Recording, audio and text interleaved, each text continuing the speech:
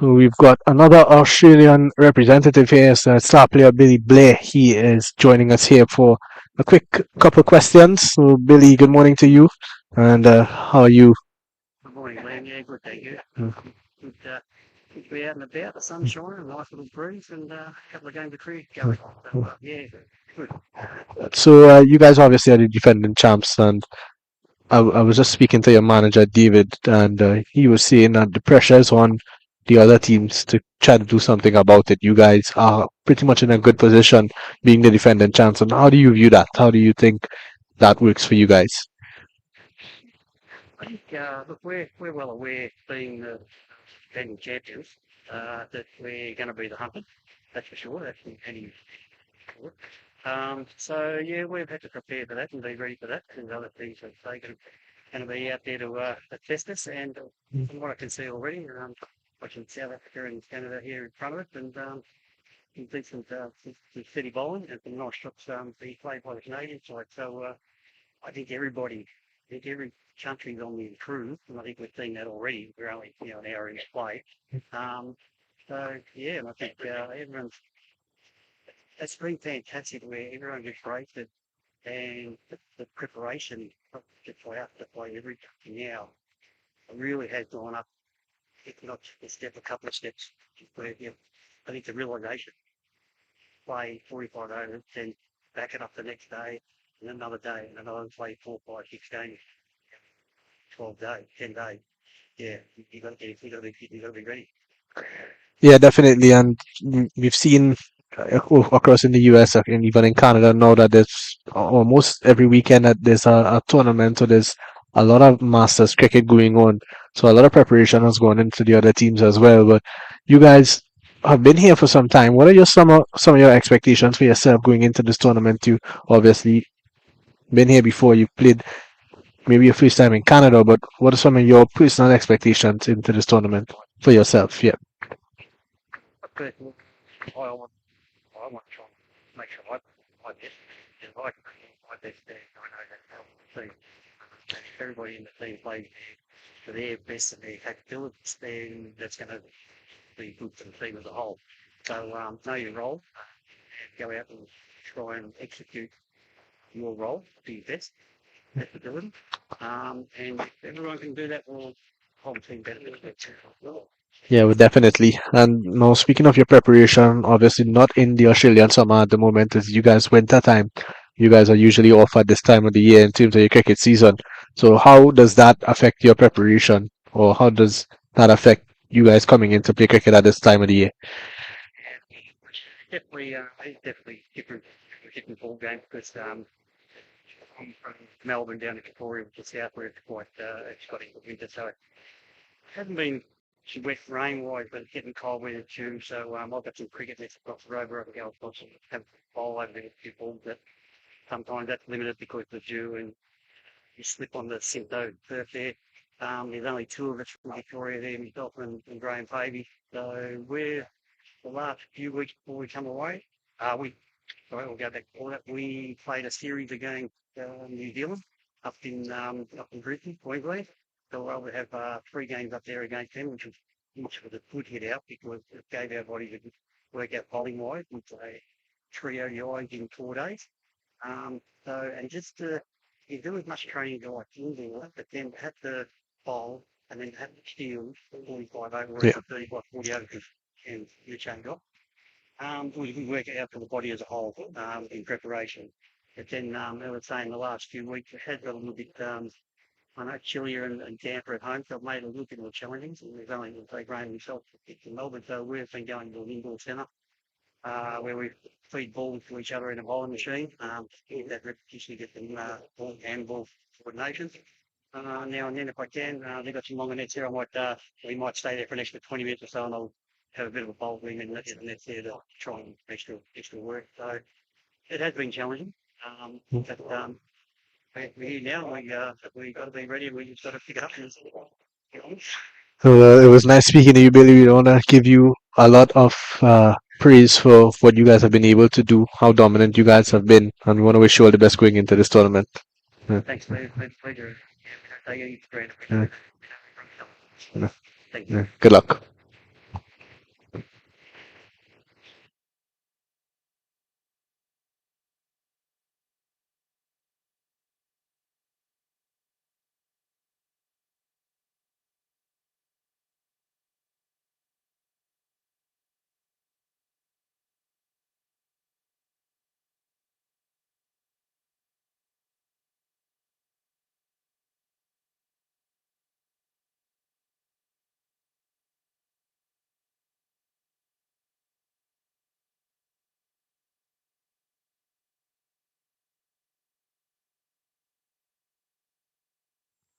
So that was the Australian player Billy Blair, and some good insight from him on how the Australians have prepared, Mikhail, and how they have been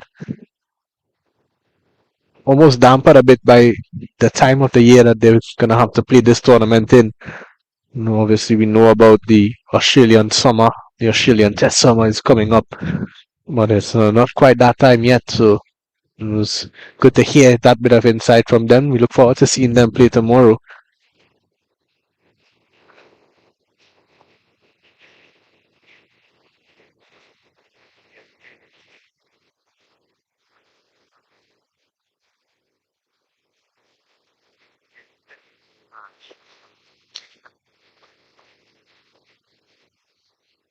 Talk about teams with this 45 over. Yeah, talk about 45 for what you need. Really not. Whether you are 50 years old or whether 20 years old, it's really tough for it. I think that would be a really big factor. And this progress of your leg throughout this one of 45 overs, a lot of cricket, a lot of balls have to be clean. The weather is nice. It's going to be any time that it's really hot. It's there and it's really big. This one is flicked away over mid wicket. Is going to run into the man. They go back for the second. Good running.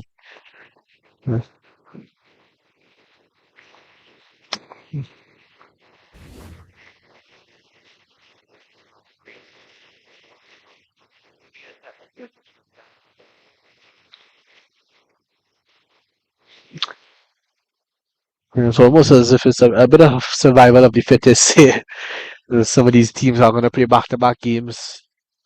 There's no situation though, when we looked out at the fixtures that guys are going to be playing 3 games in a row. I think the most games you're going to get in a row is today and tomorrow. Then you have a break before you get another game in. So I think what happens on those rest days is also very important. How you prepare yourself, how you rest, you get enough recovery work done. Ice baths, things like that are going to be very important for these guys over the next 13, 14 days.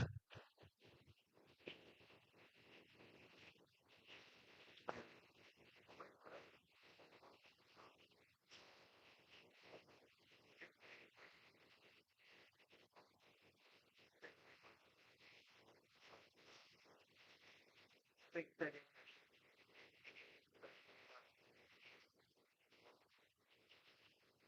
I could start now. Yeah, I think that might be their best option at the moment. They know that the water break is coming up in the 15th over more than likely. They would just want to not lose another wicket, then they'll have to restart after that. So these two can spend enough time and build a nice long partnership, and then they could just set up the game nicely in that last 6 or 7 overs where they could just go at the bowling and try to get a big score. Sri Lankans have been right on spot though. They've not really given anything away.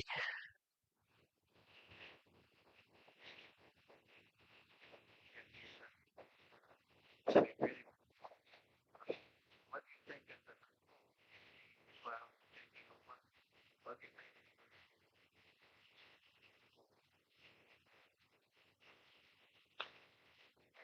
Yeah, I think anything close to 150 could be challenging. Um,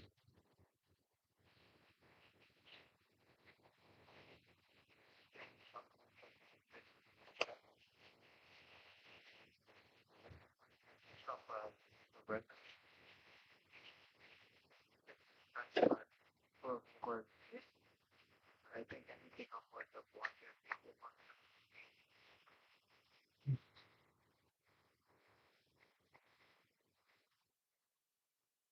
so Swaranjit bowling well.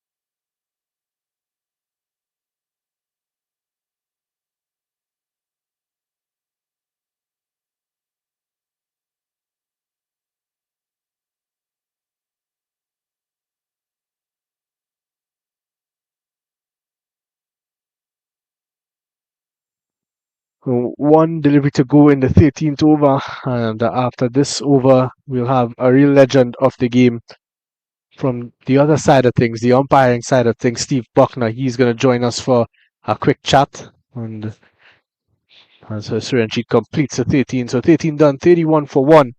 And now we've got the great man, Steve Buckner. Steve, good morning to you. And how does it feel to be here at the IMC Over 60 World Cup? Well, yes, good morning. Mm, I'm happy we're cricket. mm. Another up story. It's World Cup and this up is the five already. This is my World Cup. Okay, 60 plus World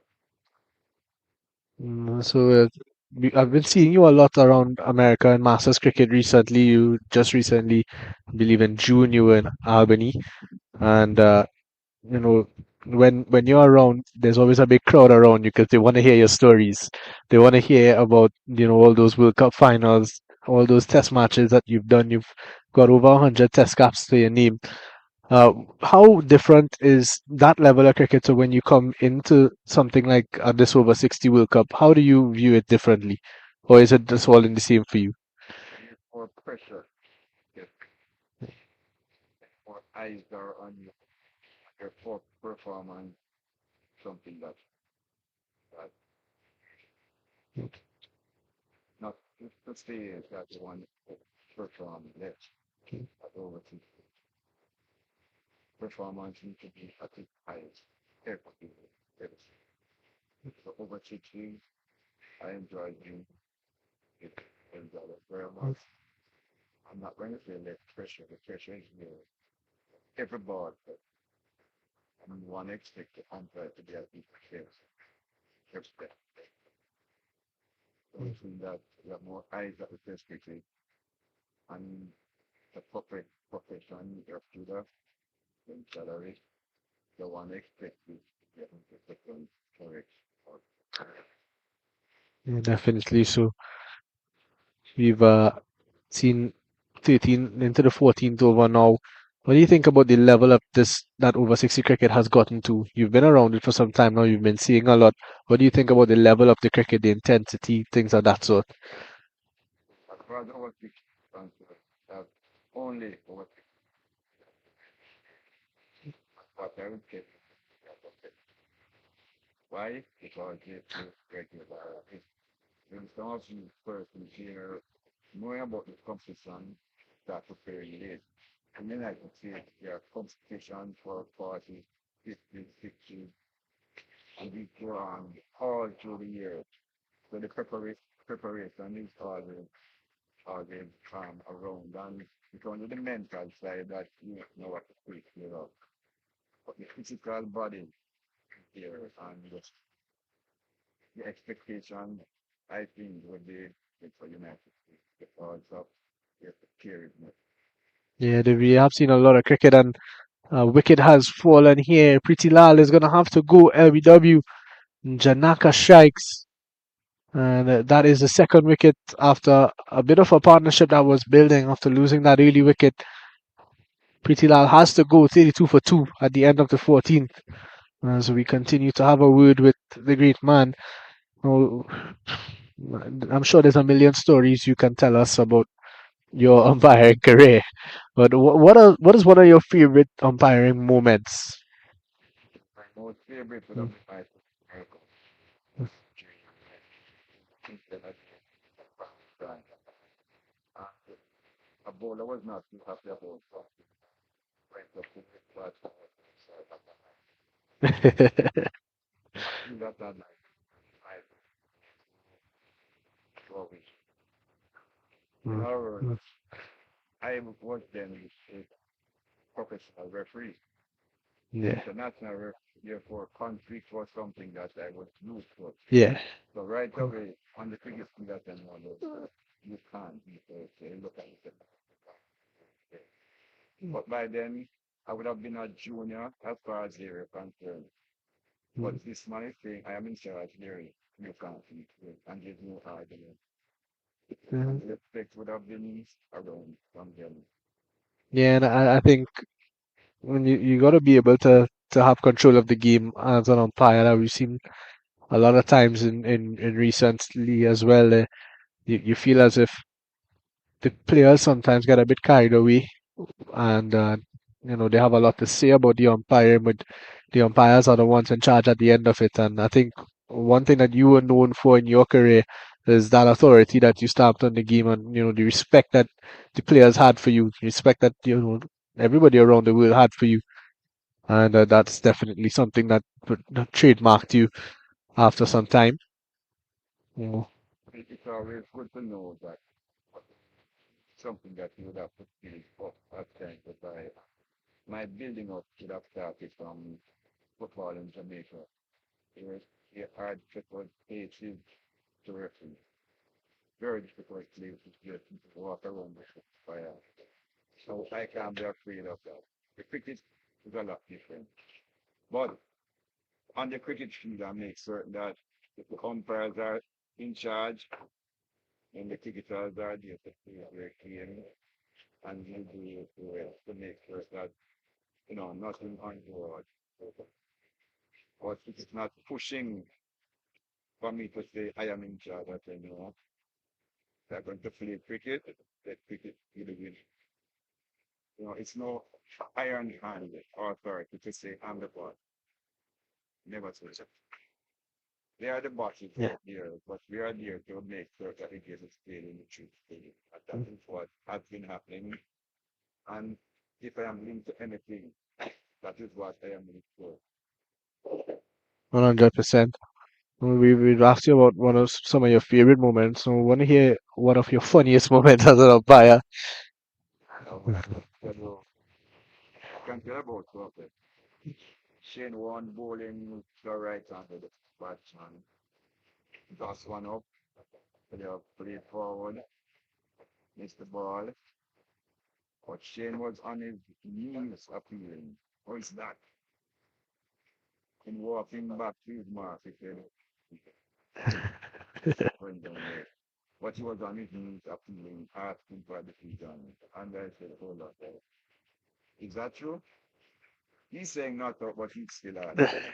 Would have been asking. And the other moment was Glenn McGrath. He went out when Gilchrist was left and switched around. And he was near stopping the ball. Outside the stumps, he played no shot. No shot.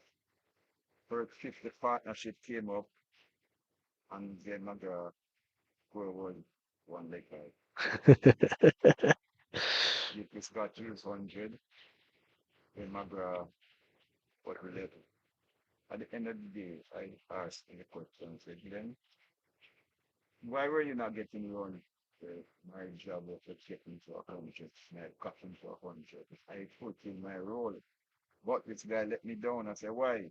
Because when Gilchrist got 150, Gilchrist got out, and then my brother said, I am here doing a job, and you can't manage, you are getting out before me. Because that's what the moment. I was not expecting Gilchrist to get out when Gilchrist was extremely back up. But these are some of the times when there's another small story. Right? Sorry, Glenn, but you're in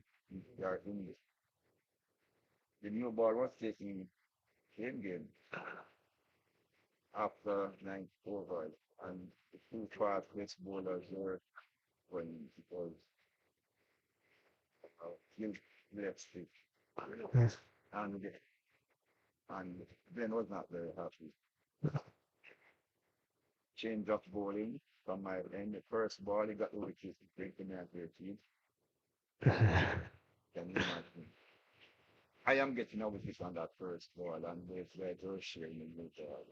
But I'm still happy getting the wicket, but I stopped at the new ball. Yeah, done.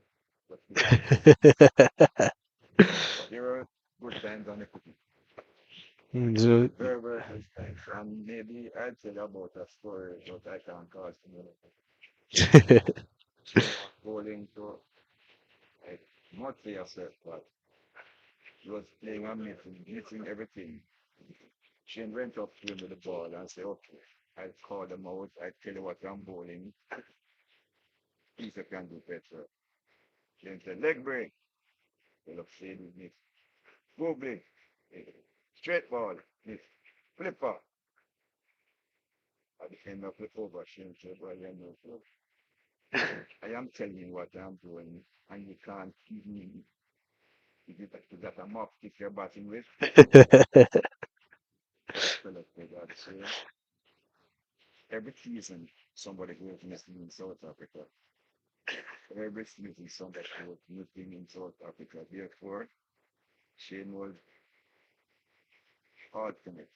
Never bowled up with that from them. He was told that somebody was missing in South Africa. Every cricket meeting, this could have been late. Uh, But real funny. Steve, we want to thank you for your time. You've spent a lot of time with us this morning. We've gotten some really great stories from you. We hope to hear from you again before the end of the competition. But we want to thank you for your time and thank you for your service to cricket as well. And we hope that you enjoy your time here at the IMC over 60.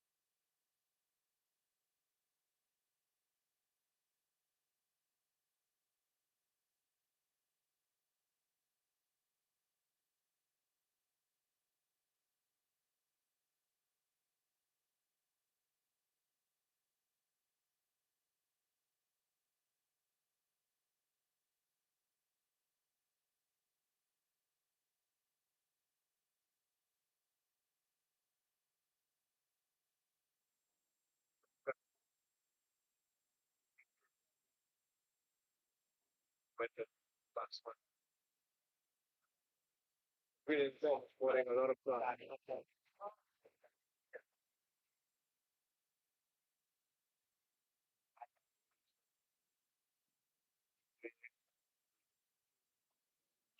shit. So that is a way to be treatment. But treatment markers not getting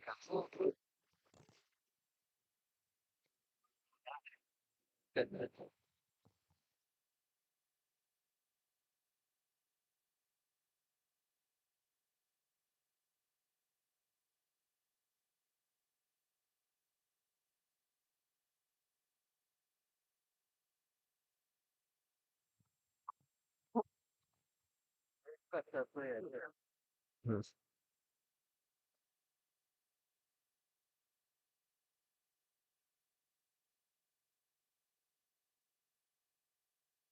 Now, Senna from Sri Lanka, senior player on the Sri Lankan team, and he is also a board member for the IMC.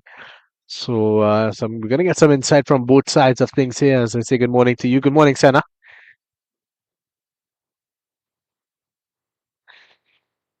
We've just finished off the first water break. What do you think about how Sri Lanka have been going about things this morning so far?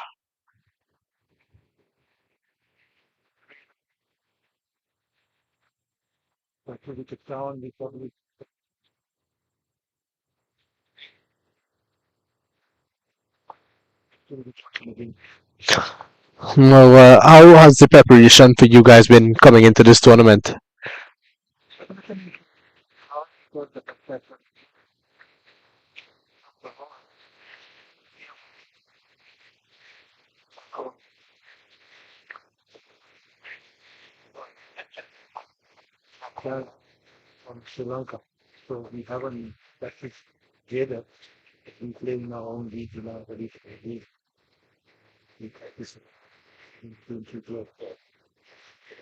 And obviously, a lot of expectation when you listen when you think about Sri Lanka as a team in general. You look at some of the teams in this competition. Sri Lanka are one of the stronger teams. What are some of your expectations for yourself and your team coming into this tournament?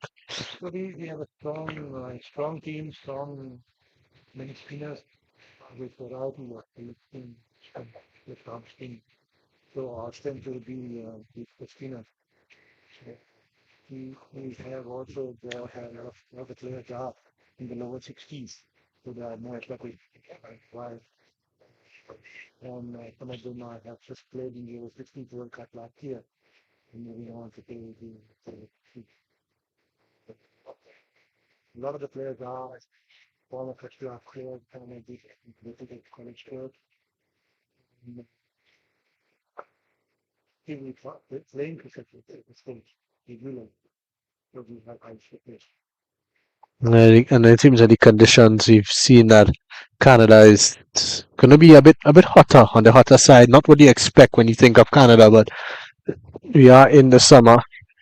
It's going to be a bit more hot over the next few days while this tournament is going on. How are you and your team prepared to take on that heat?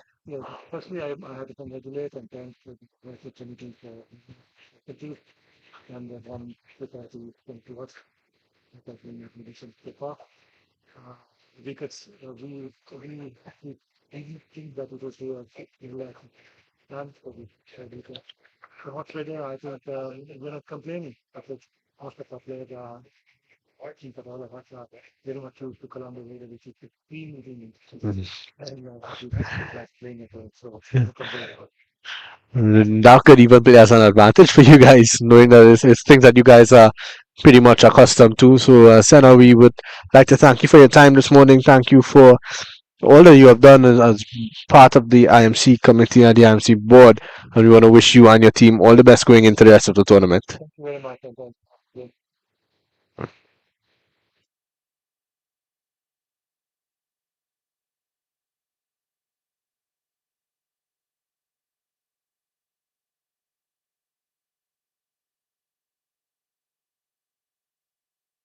Pro commentator Nikal Jalim is getting one over at a time, and then just like when he's bowling, a man of all trades. So this one is cut away down. It's almost flat batted down to mid off for a single. Oh,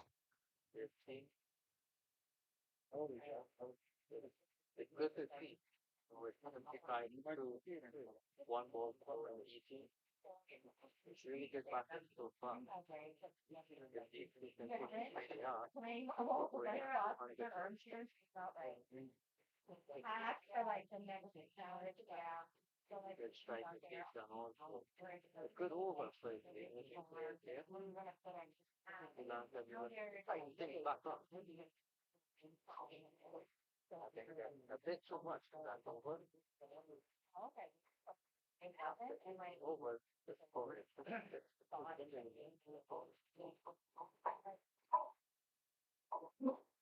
Beautiful. like,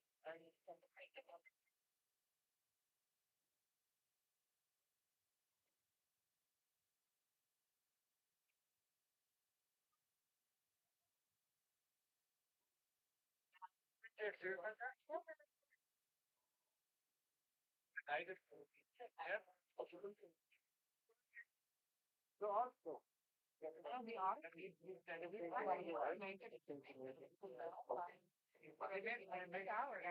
it for on the truth. Maybe after liberty over. I think that at this rate, they will get this even sooner. They've been doing well. Confirm have been there from the start. It's 41 goals. When it all it's 12 or 11. Not bad. Not bad. And I'm like, I love that they're like, no, it's so much. Good start there, but that's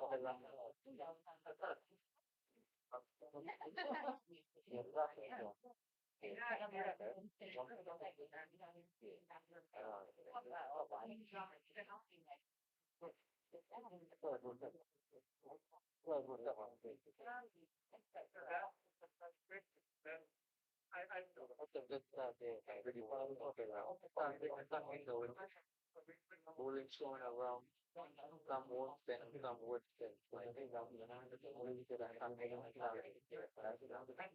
Keep it with it. You will be rotated to pull one out. Yes. Important from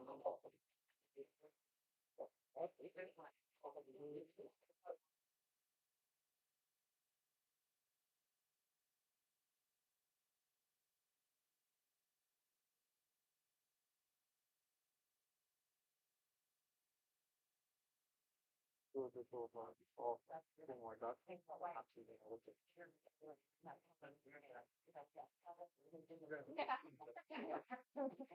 Yeah, very nice. most of the bowlers so far, they haven't got that one fun. But Lanka outside of some on natural made at the start. They like after 19 overs, or 50 to do.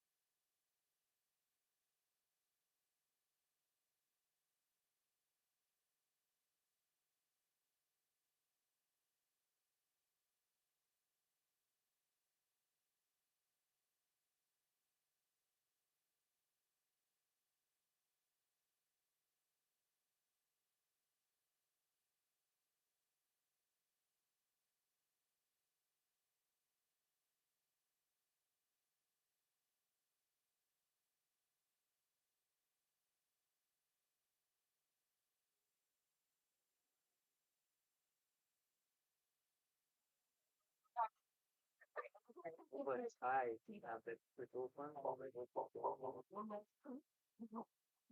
Think like a Merlin show and That's because I've done the past. and it's like The one travel like everything that we have to do. goes again. The show, oh my god, he's like, I don't think that is. And having not, it's the same thing. What Dali has the same positive as to the street. That 15 from 60 was it really showed a lot of personal sense. After Brown has been then playing his role, 16 from 47 goals, playing that performance role, now anchoring the as well as playing the role, and really good overall cricket after I 20 think overs, always 9. and like we don't like I think the team was in the balance here after the game. like reacting like they all grown. It's like And that's a great team to have get that wicket off when that although I'm supposed to all of this it was nice for Ambassador so he's not doing much to the score. like looking at their and again. They would have other plans. That's respectable quarter, even more. That's 45 overs. 20 overs done. These two would like to continue bunting for another 10 overs. For maybe up to 100. I think that's a possible target, I would say. On the few overs from there, they can accelerate, but wicket behind. But wicket hasn't changed much. But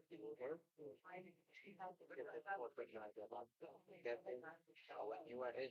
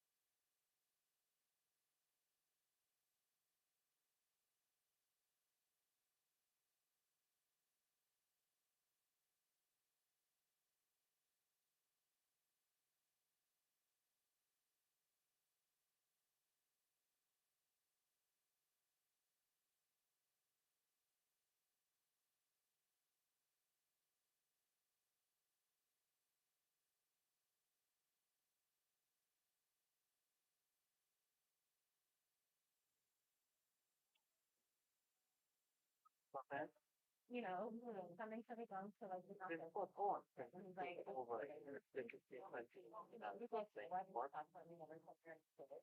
Probably the wicket always.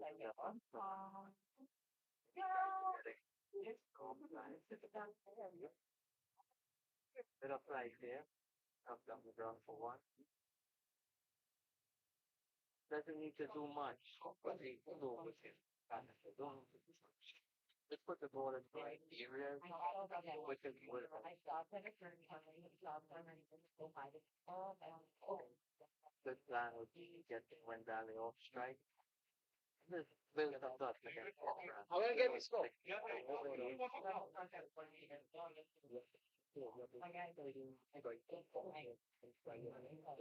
Holding on below. So the final primary oh, and goes after that Gary the first wicket for it now take the defense the 21st over as I pass the back in a bit. We have a interview coming up with a special guy.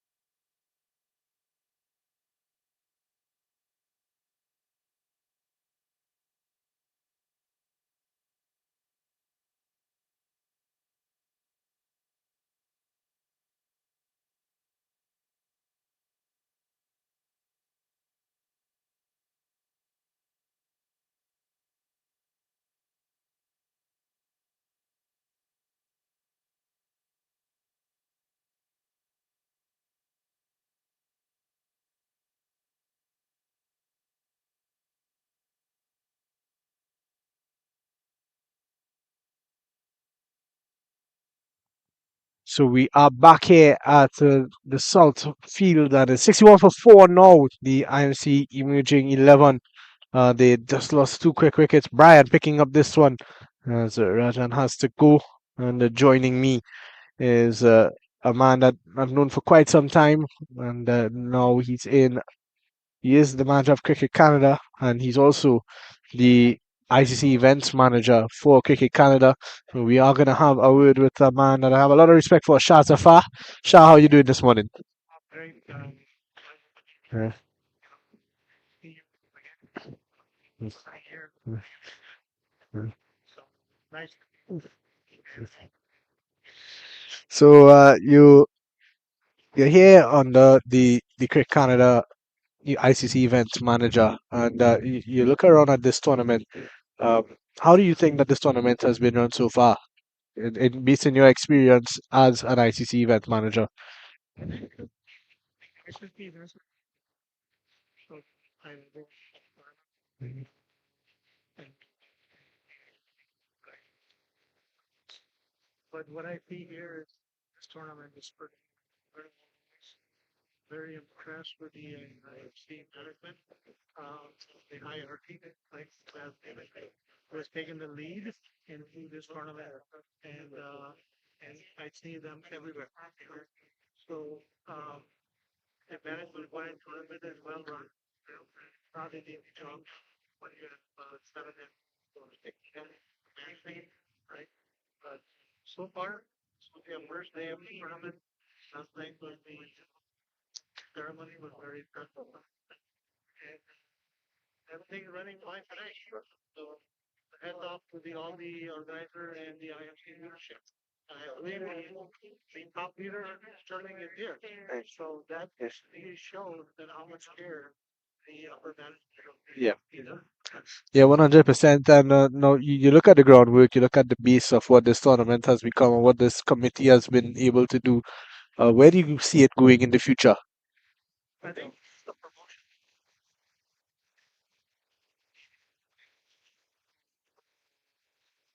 idea where they want it,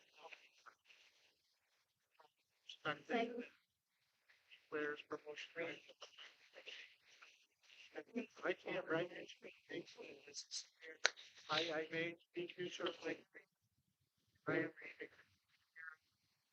cricket. Yeah.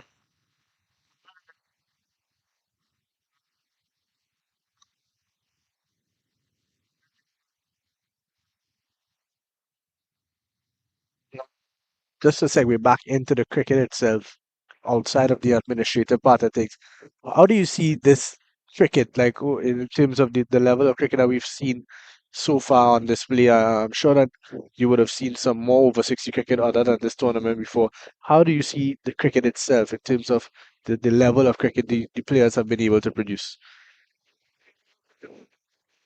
How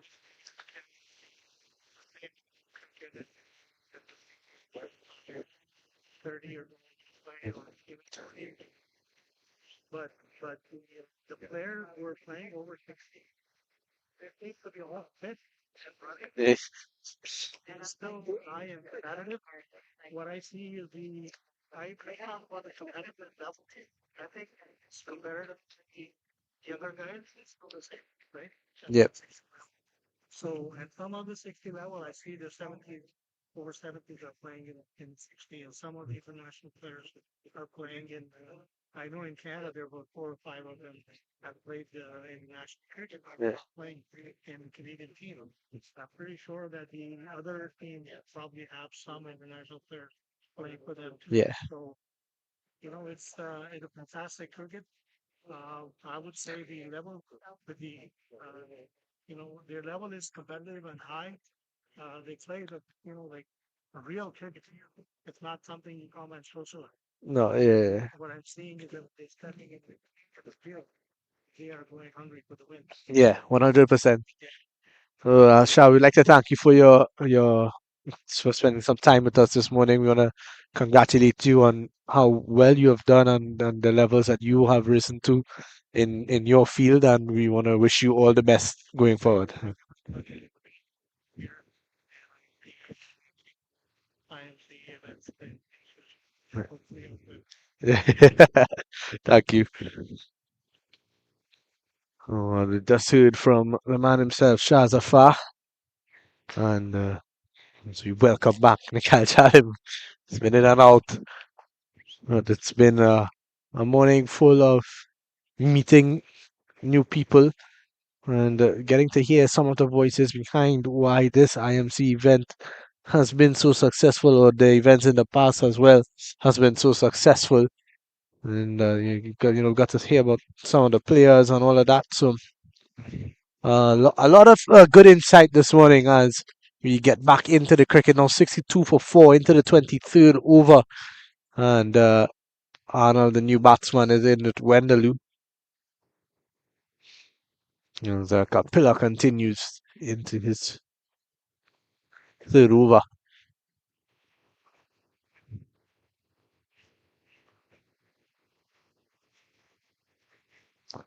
I just remember like 15 days.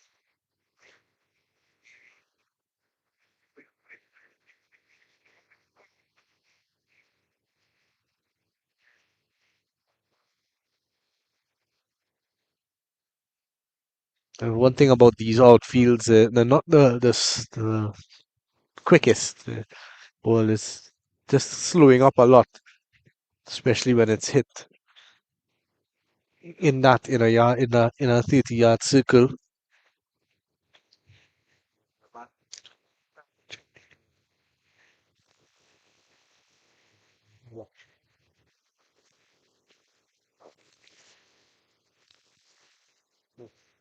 Watch my when I thought it because I my yeah drinks.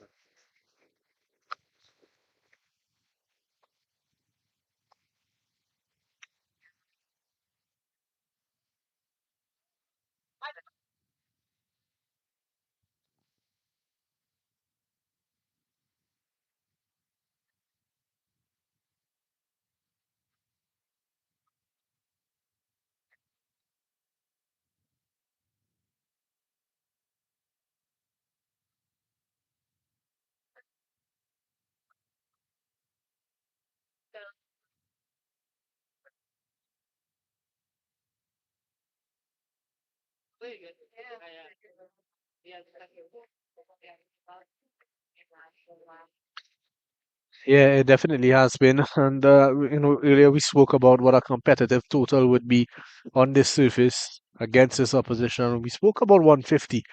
You're looking now, we're pretty much at the halfway stage of the game, and that would require for them to get 86 runs in the next 22 overs with just 6 wickets in hand. 150 is not even looking to be an easy feat for them, as this one is.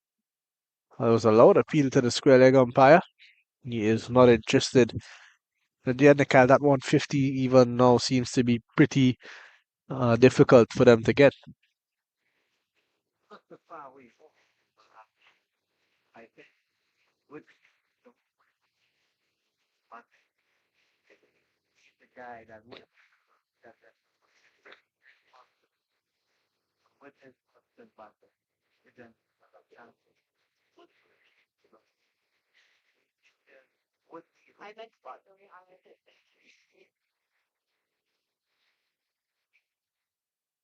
anyone else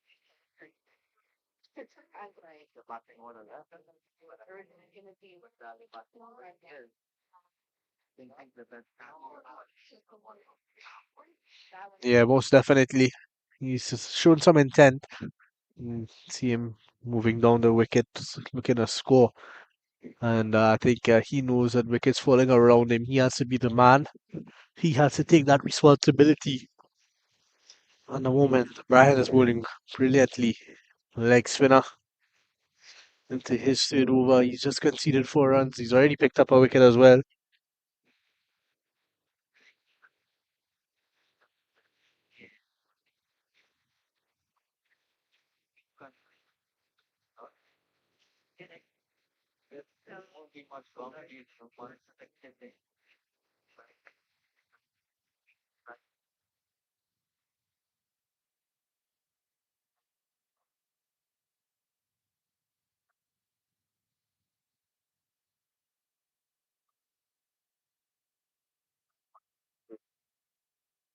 Another maiden for the Sri Lankans as the 24th over comes to an end. 64 for 4.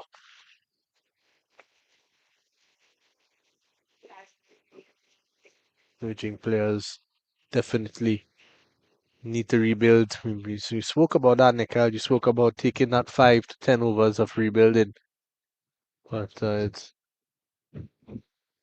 is going to be difficult.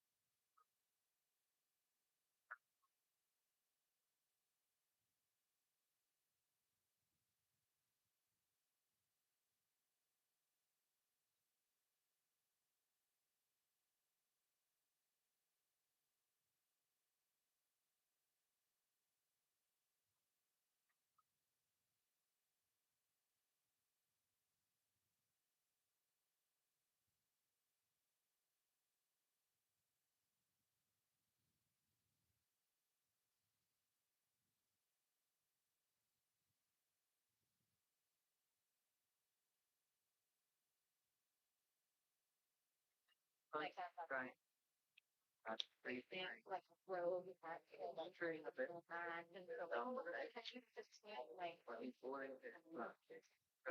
and but like I mean well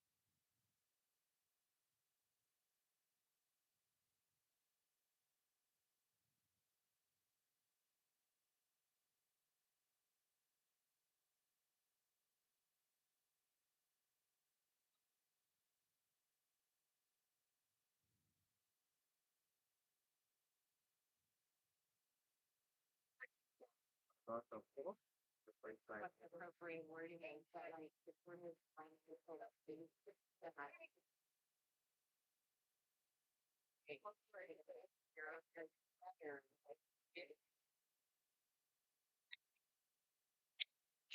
20 overs to go.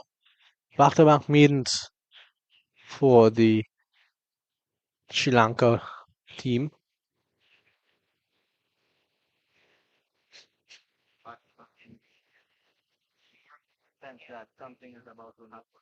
You've seen from the very young levels of cricket from under 13 straight up to over 60.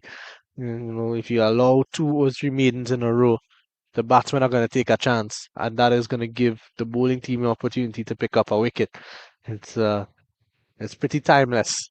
So Brian is going to continue the leg spinner, especially with a leg spinner in an attacking option. Could be dangerous for the emerging 11. The umpires are just meeting in the middle, having a bit of a conference. Wait to find out what exactly is happening.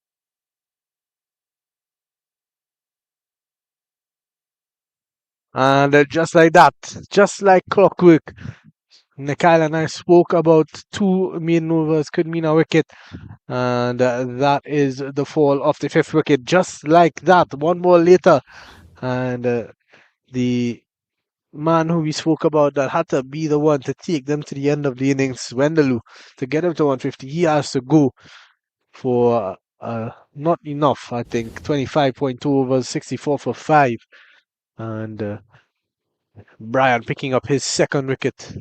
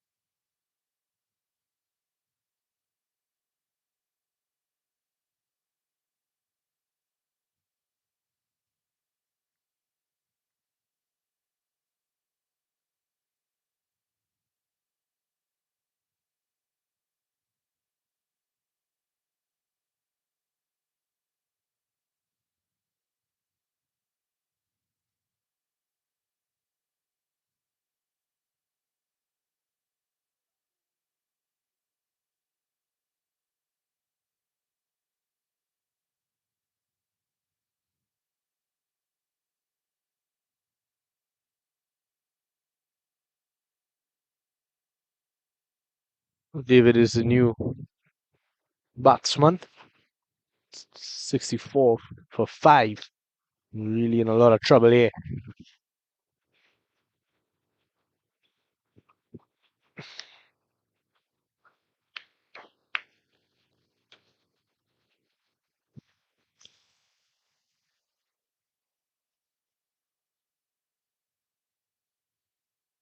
Good delivery. Right on spot. No, 65 for 5. No, one delivery to go in the 26th over.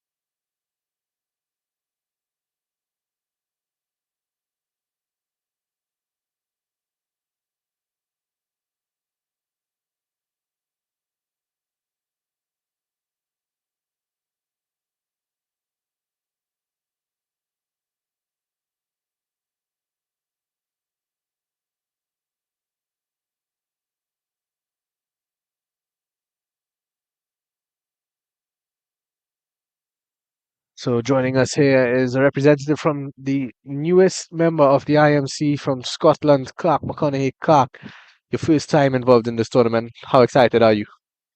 We're very excited. Like I say, it's a first tournament for an organisation. Started well, senior cricket, like 10 years ago, where they hopefully participate in global stage. Set member by one flag. So all the players, photos, play back home, we're all very excited that we get into the tournament. We're very much looking forward to playing here in Canada against country. Well, Now, in terms of you guys' preparation, obviously you mentioned that you've just been a part of the IMC for a few months now. In terms of your preparation for the cricket, exactly how have you guys prepared coming into this tournament? I obviously prior to being accepted at the cricket center in Scotland, we had an organisation called Party Club, still have, and in Scotland we had a number of members playing Party Club in over 40 states, and that provided the catalyst for overall senior cricket, and through the efforts of a number of people, for Colin Neal, we started playing some international fixtures against England and Wales. So And then weird at all parlay. from there, it really grew over a period of time. Yeah. Six, over 60 squads went to the World Cup in Chennai and started the rest of the world. And we came back from that tournament energized and decided to take on the challenge of getting Scotland into the IMC or standalone tournament.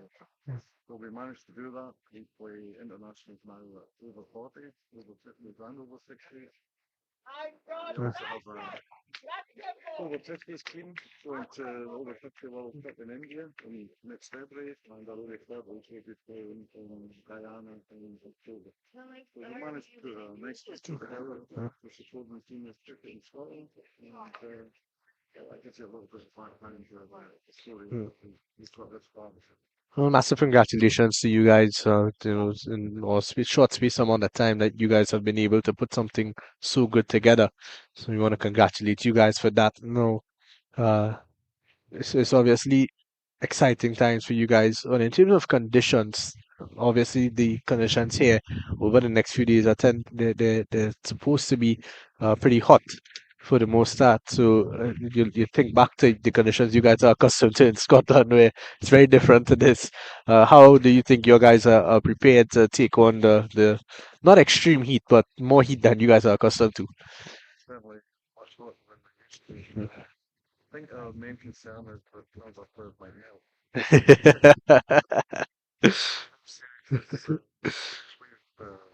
Yeah, temperatures in Scotland give you an idea. The warmest that we ever get is probably 20. But occasionally, if it gets up to 20, then it's a nice summer day for us. And we also have no real humidity, so the conditions will certainly be a challenge for us. But we just need to make sure we're ready, well hydrated, taking everything we should do, all the electrolytes and all the Yeah. motivates that are to prepare drinks break, so that would be very welcome. I think also the rest days. I think the recovery days are going to be important for not just you guys, but for all the teams involved, because it's a short space of time to play 5 or 6 games in about 12 days. So That is a challenge. We've got 16 players, but it's keeping everybody fit and healthy. It'll be a challenge in terms of injuries and also staying hydrated. But it's the same for all the teams. Yeah. We're all in the same boat there, but certainly in terms of heat like this, it's very unusual for us. Mm. We'll be trying our best to just the best we can. Mm. It's not going to snow anyway, that's good. Mm. It's not going to snow this week. So we want to wish you all the best, Clark. We want to thank you for spending some time with us here this morning, and congratulations as well for all that you guys have been able to accomplish. And we want to wish you all the best for the rest of the tournament. Thank you. It's a pleasure to be here, and we just want to thank you to everyone involved in IMC for your welcome us into the fold, and big thank you to everyone here in Canada, actually Sanjay and his team who've done a fabulous job with rentals and stuff. And, thanks for your time. Thank you. Thank you. Good luck for us. Thank you. Well. Yeah. So we're back to the cricket 71 for 5 with one delivery to go in the 28th over.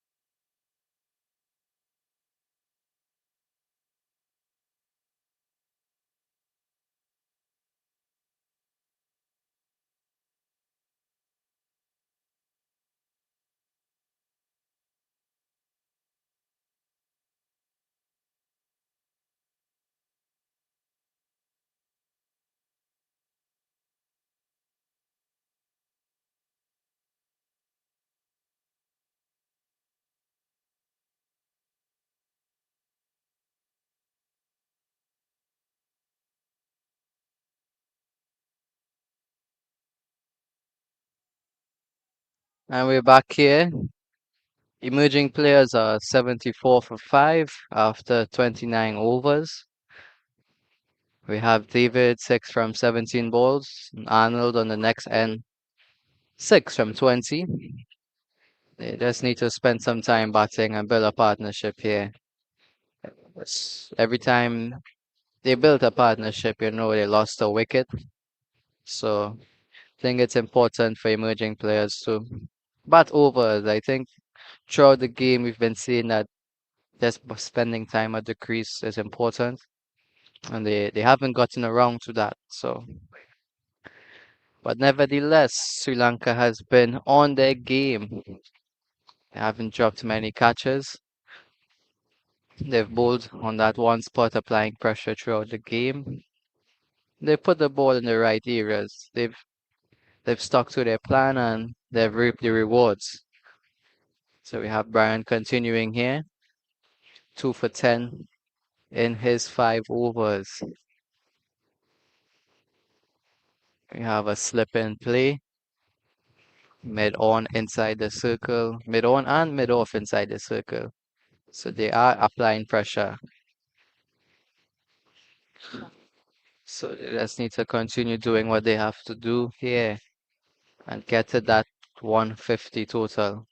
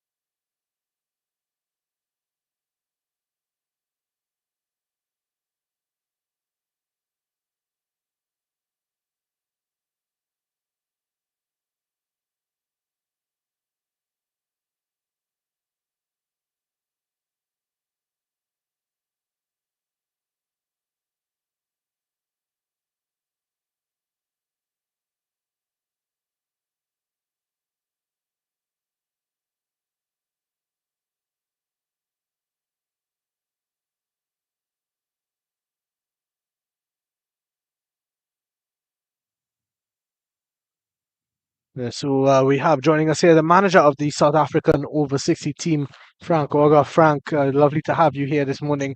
How has your time been in Canada so far? So far, so good. Great hospitality. Weather's great. It's amazing to see strong cricket is in Canada. I don't think we knew that before we came here. People are playing cricket in Canada now. It's great to see. It's great to see coming from one of the major countries to see a new outpost like Canada doing so well and getting players in the field. And guys were talking about yesterday. It's becoming big in the schools as well, which is it's a great sign. Another power coming in world cricket. Yeah, 100%. And no, you mentioned to me earlier that this is the third over 60 World Cup that you guys are taking part of. What makes this one a little bit different from the previous two? I think yeah, we started in 2022 in Australia, and then we went to Chennai in 2024. I think in terms of this one, I think we've had a much better lead time in terms of preparation. We didn't have that many 60-year-old cricketers 4 or 5 years ago. I think the energy that the first World Cup brought a lot more guys back to the game. We've got more guys playing in South Africa, more to choose from. We started a process a year ago where we had a trial tournament. We picked 2 teams, one from the north, one from the south. We got to manage to play against the United States, Wales, and the rest of the world in mini tournament. And that effectively made our selection. So we actually had 2 squads of 16 players to select from, as opposed to maybe in the first World Cup we only had 16 players.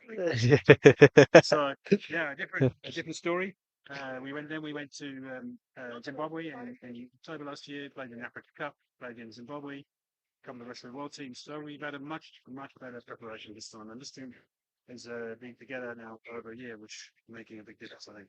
Yeah, I think when you think about everybody else that I've spoken to and representatives of other countries and other teams in this over 60 World Cup, so far it seems as if you guys have had the best preparation and maybe the best structure in terms of trial tournaments and stuff coming into the tournament. So, I mean, it's great to see.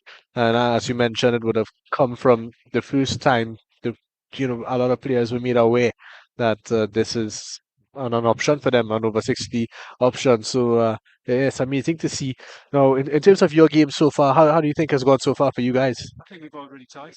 Yeah. I think we kept discipline in there, which was one of our pre-match talks. That keep a disciplined line and length, and the runs will keep themselves down. We've got wickets at the right times. I think the boys will be really pleased with it. So I think fielding will go well. And yeah, a good first outing. Great. And now, obviously, your preparation has been key, but it's also been good.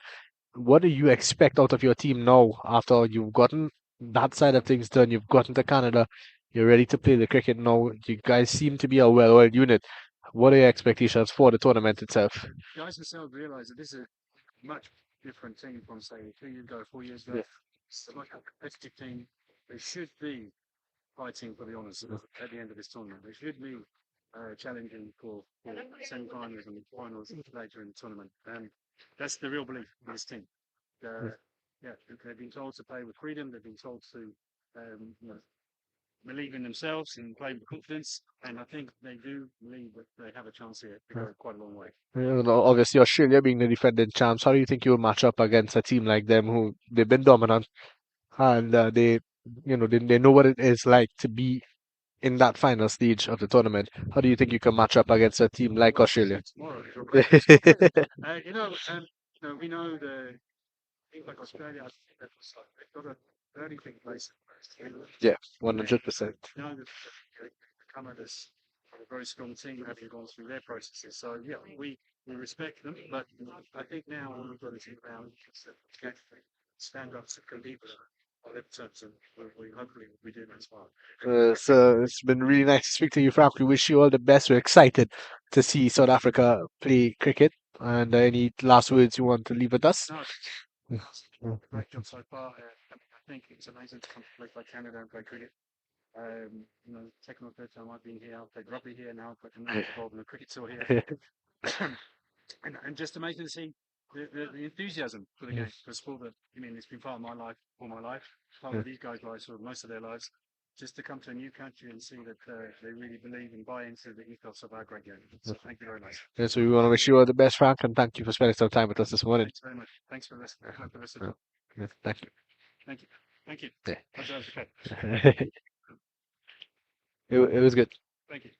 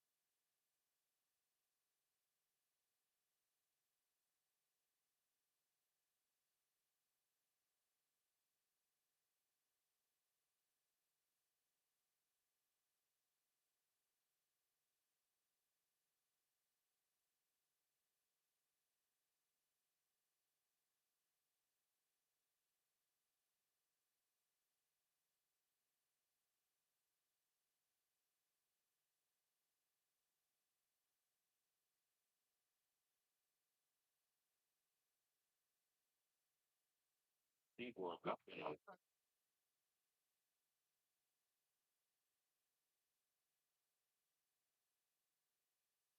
Woody,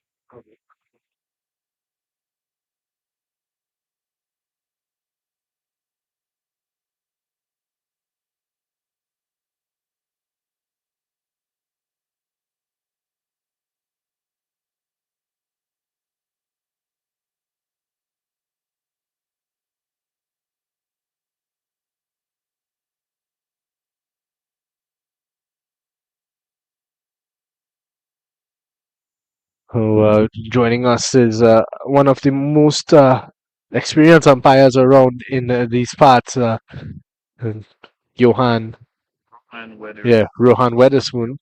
Yeah, he's joining us, as he's just mentioned, from Montreal, Canada, and he is here in Mississauga for this competition, the IMC over 60.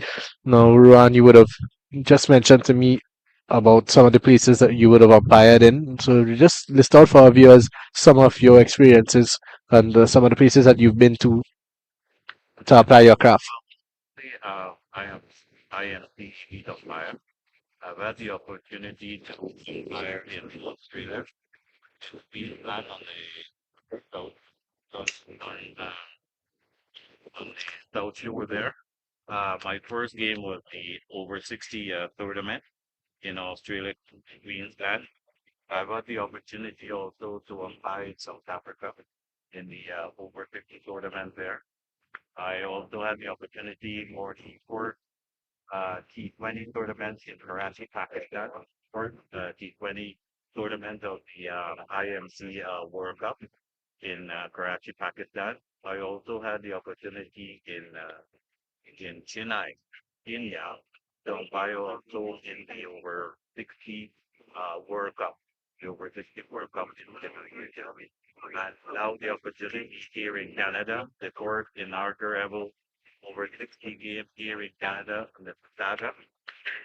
This is monumentous and prestigious tournament, and I am glad to be a part of it. I'm also a member of the CCMC Executive Committee. Okay. Yes. So obviously you've been around, you've seen a lot of this level of cricket, the over 60, the Masters cricket in general. How do you think the IMC has put things together in terms of an organization? How good have they been in the development of over 60 cricket and Masters cricket in general? Well, most young men, when they were young, they always had a dream and vision to play cricket for their country. Now they're, 50 and they're over 60, even over 70. Now the IMC vision is to make their dream come true. Give them an opportunity to play cricket regardless whether they're over 70, over 60, over 50, or over 40. What I've seen umpiring all over the world is that the level of cricket for veteran cricket has improved. We have cricketers that are better shape. Uh, they play better cricket despite their age. Uh, the competitiveness has increased, especially when you have teams like Australia, England, Pakistan, and even South Africa competing in these competitions. The level of cricket is a different standard. Yeah, so it's really one thing that has impressed me is the this tournament especially. It's over the next 12 days. Some of these teams are gonna play 6 and 7 games. I think what's impressed me the most has been the fitness of the players to stay ready and to stay on the park for sometimes 2 days straight, 3 days in a row of 45 over games. So I think that's also been impressive. You yourself, you would have seen a lot at this level, and in terms of where this tournament can go, with the leadership that we've seen, with uh, the organization from the committee, how far do you think this tournament can get to? Well, so far what I've seen, and you're absolutely correct, the fitness of the players have improved. Uh, the PTMT vision is to make sure that uh, players are fit to play the game. It's very important that they're fit to avoid injury. Um, the CCMP had a dream over the past 5 years to bring IFC World Cup here to Canada, and that dream has come to fruition. in Mississauga here in this month. So we are as Canadian, we're proud to have the World Cup.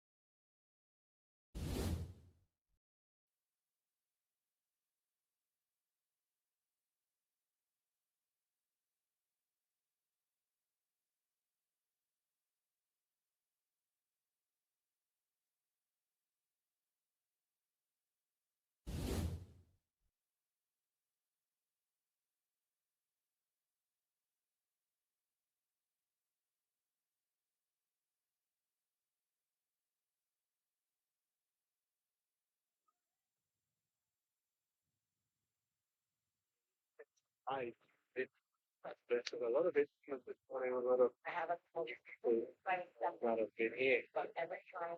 a lot of great insight on what this tournament is about organization of it, all of that.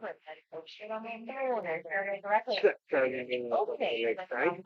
more out like round. I just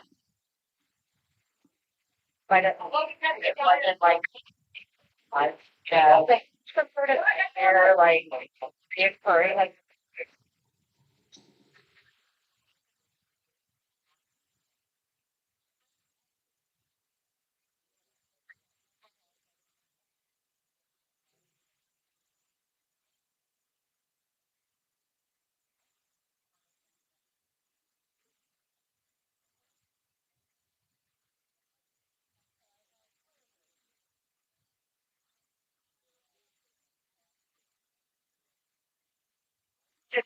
not even her thing. Yeah, oh, like Yeah, I know. what they and drink. Yeah.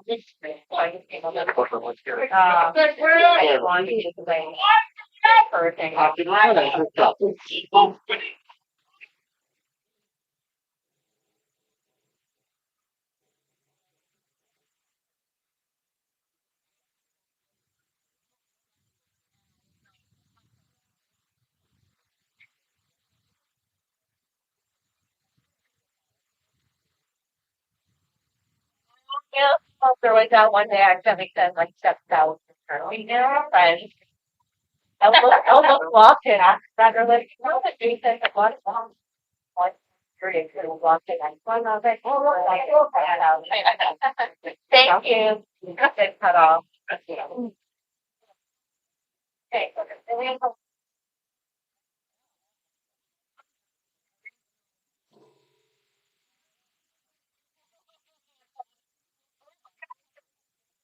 the further.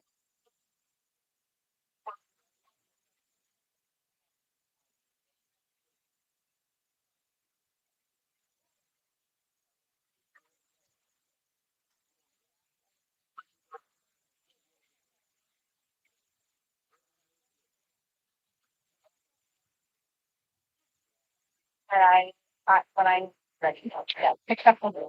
It's a distraction, you know.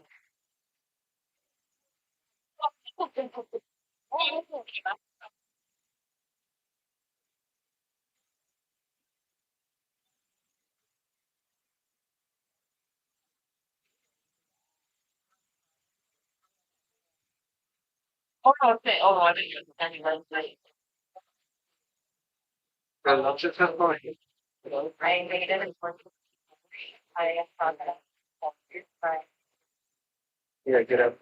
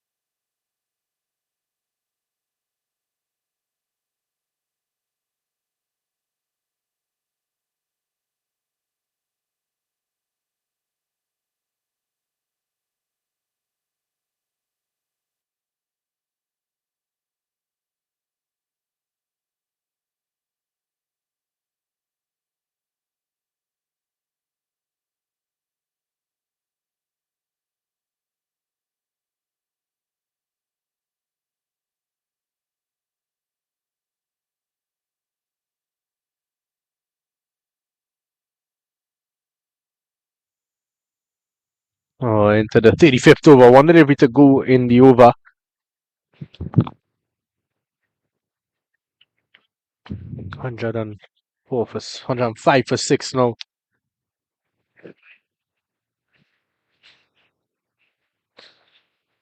9 overs to go after this one. And this one is trying to flick this one away. It's up the pad. And a dot ball to complete the 36. 105 for 6. 9 overs to go in the innings. And we spoke about that 150. That would have been a challenge in total for the emerging players. It's going to be tough. They need to go at 5 runs and over for the next 9 if they want to get close to that.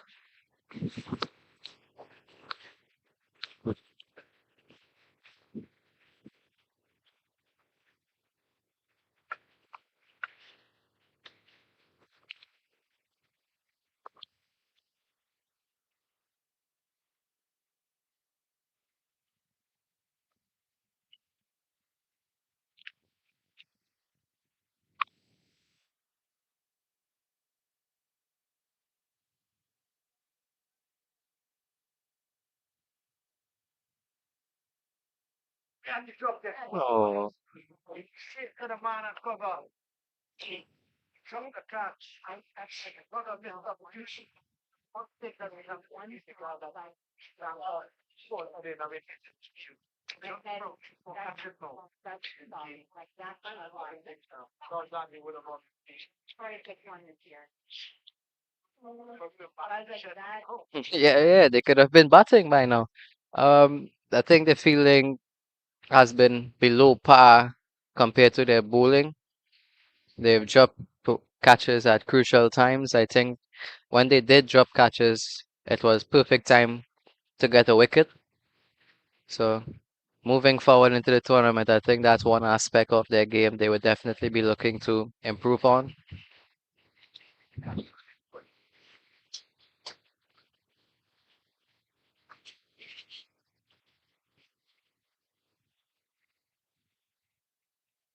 Probably the glare from the highway, maybe. Who knows? Okay, it's a pretty open ground here at Danville Park. Um, yeah, there's a glare across the ground, I must say, because I do play here a lot. It makes catching in the day really pretty difficult, but I think they would set their standards a bit high, so they would definitely be trying to take those catches next game. We have David on strike. He is 18 from 27 balls.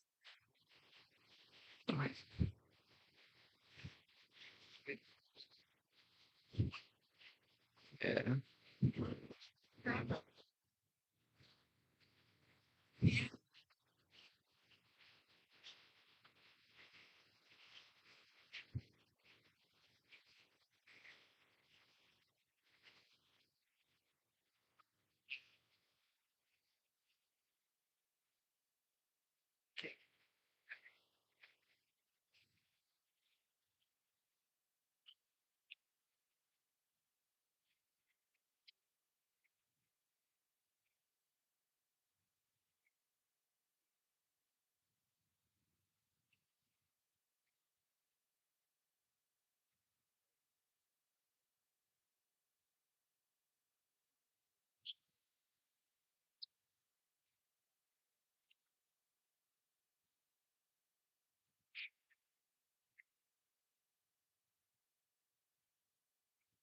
Yeah, most definitely. And there's a nice atmosphere building here at Danville Park. Yeah, there's a really nice atmosphere here building at Danville Park. They have the Sri Lankan drums in the background. And the spectators slowly rolling in with their coolers, their camping chairs. So come on, dog. A cook. There's a few fire stoves here. So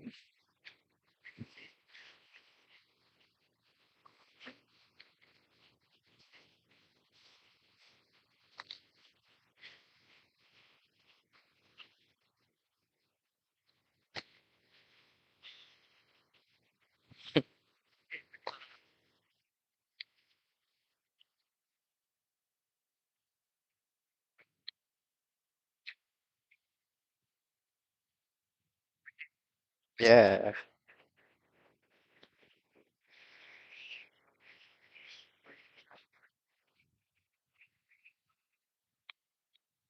it's nice to see, and it's bringing people together also. You would have spectators from Canada mingling with spectators from Sri Lanka. So it's a really good look for cricket and the betterment of the game.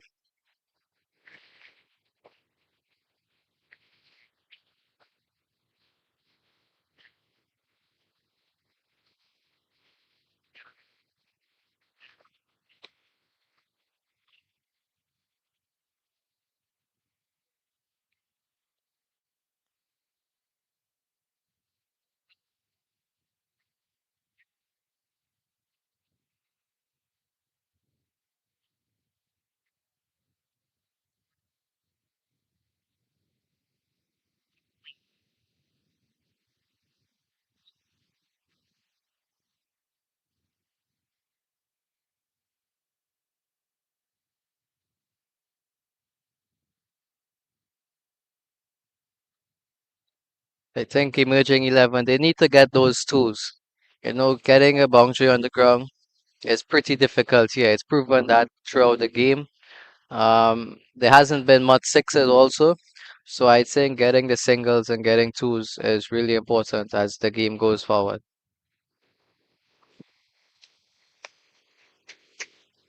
That's that's four more. A wonderful shot there. As we see the umpire signaling in his special way. As we see the replay here, wonderful shot.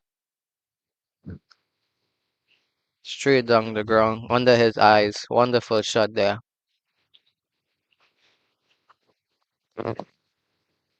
And that's exactly what they need, you know. You get the boundaries at these important times, perhaps a boundary every over until the 45th over. And I think they will be close to that 150 target that we set earlier on. I don't think there's been much spin throughout the innings, but the wicket has been slow. But we see that once you get into the wicket and you settle, you bat a few overs, it becomes way easier as the game progresses.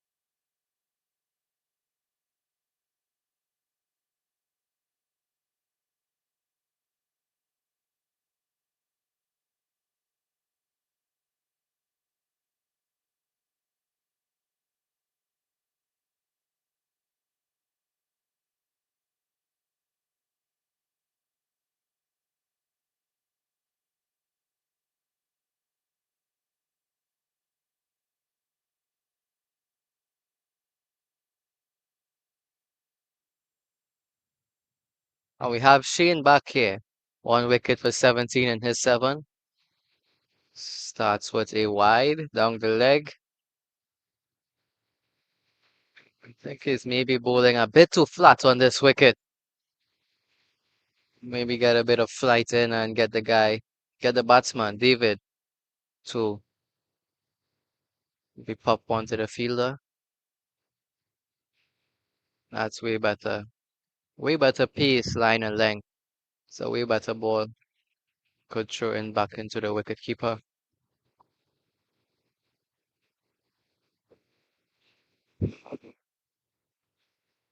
Even game so far. Merging players hoping that the score they set would be enough. Flashes outside off sub. Really good ball.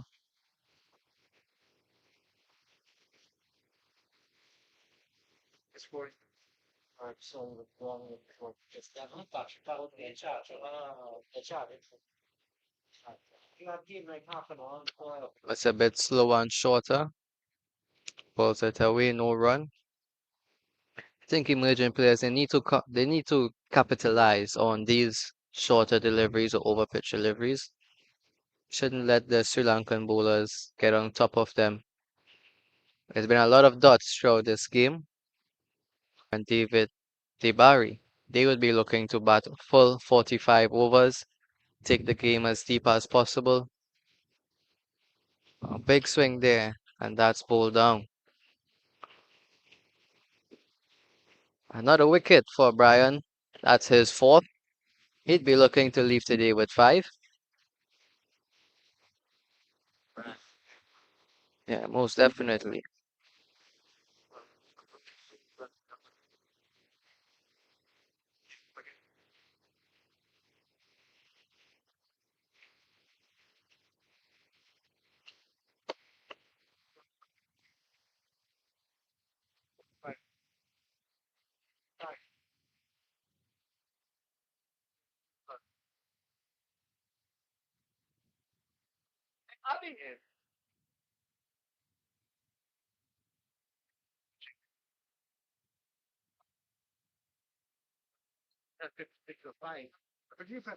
The side, right?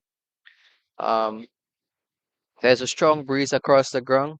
I think attacking from the end, from the last over, that was, it didn't make sense.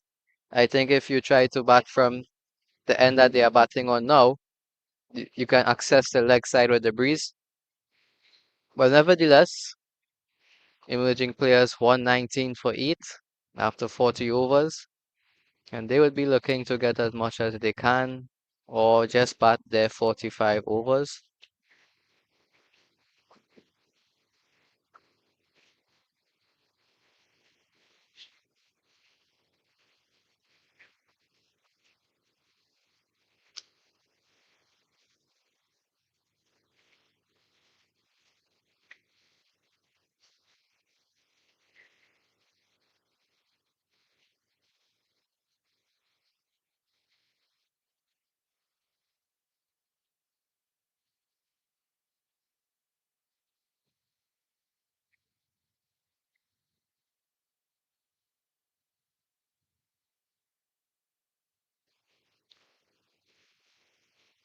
Sheen runs in and bowls again. Another good ball. He's put the ball in perfect areas throughout this game. He's varied his pace, he's varied his lines and lengths, and it has rewarded him.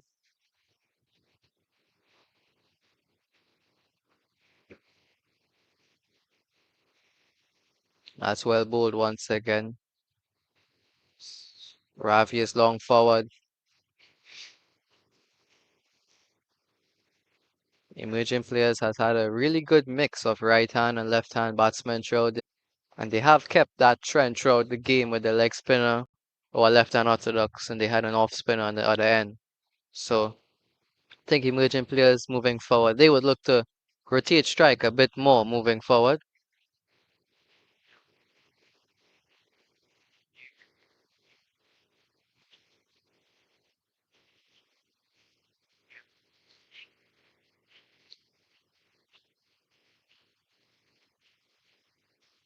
Good running there. I think they need a lot of more singles like that if they would be looking to put a dent into this score. After 41 overs, the score is 121 for 8. We have David on 20 from 46 and Ravi 2 from 7.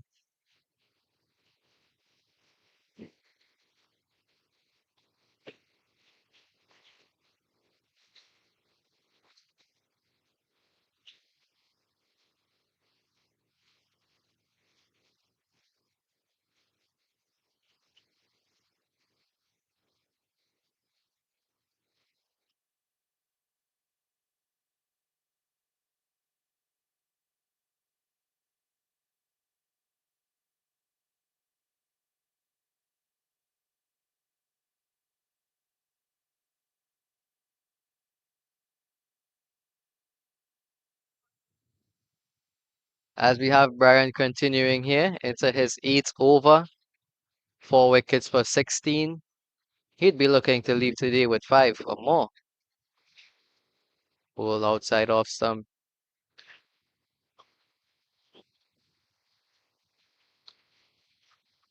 One thing today, the Sri Lankan fielders, they've attacked all game.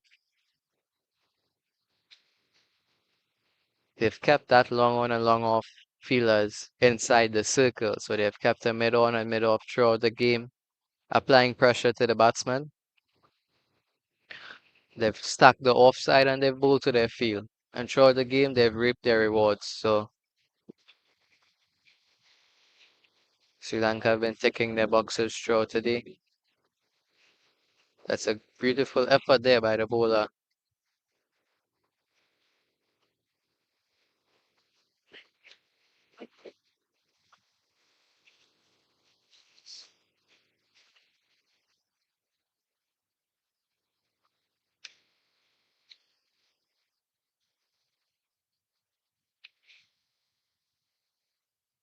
Yeah, I think emerging players, they need to try and find these singles. It doesn't make sense you play 4 forward defenses and then you try to hit a 6. Look for the singles and you keep the scoreboard ticking, right? Just like that, you get singles, you stay positive with your technique and your mindset, makes things way easier. That's good running there by these two batsmen. After 42 overs, the score is now 125 for 8.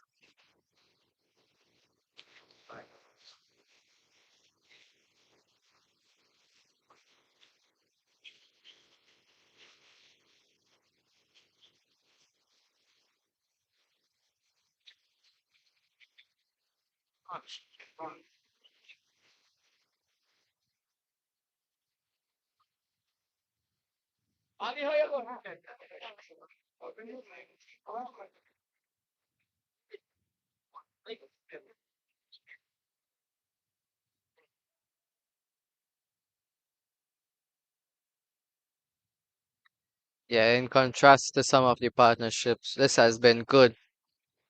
But time will tell as there's 3 overs left. That's well played again, down to backward square leg as it runs close to the boundary. And they get 2. So that's good going here by David. He's been good today. He is 23 from 48. Maybe could work on that strike rate, rotate a bit more. But as we saw throughout the game, it has been a slow wicket. I haven't seen much turn. Maybe the wicket may turn a bit more into the second innings, but it's been a slow wicket. So David has been good. Maybe needed someone to bat with him a bit more, but they've been good.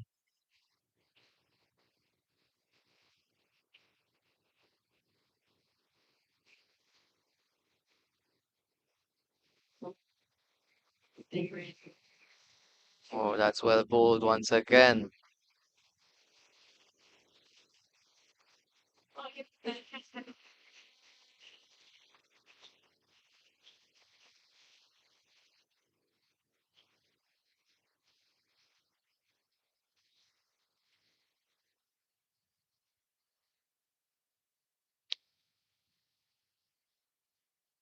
Yeah, he's been good. He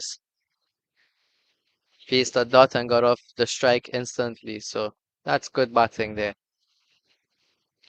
I think Capella, he's bowling from a really good end also with the breeze blowing across the ground. So he's not bowling into the arc, as he throws that ball into the air, the breeze will take it away from the batsman and he's bowling to his field as there's a third man, a backward point, a point, cover, extra cover. So there's a lot of guys on the offside and that breeze is taking the ball towards the offside. So that's really good bowling, captaining, good cricket overall.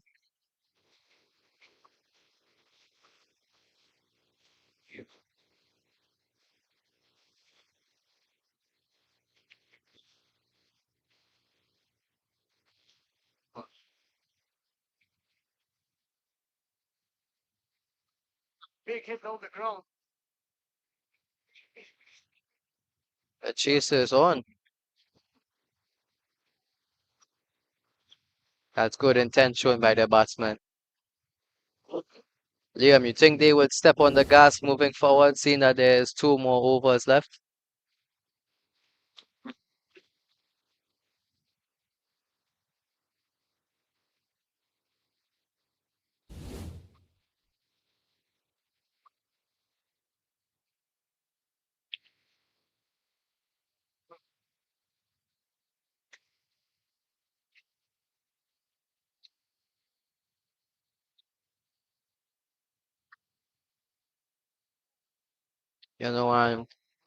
In these tournaments, runs on the board is runs on the board.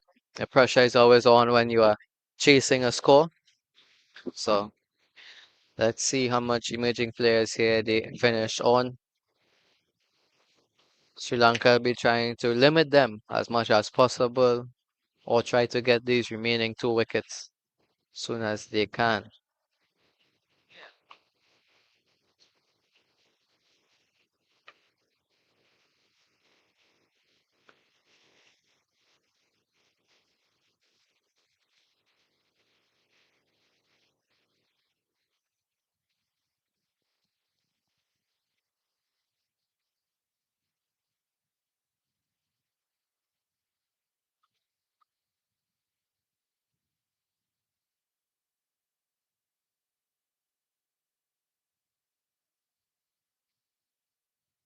Oh, that's well played.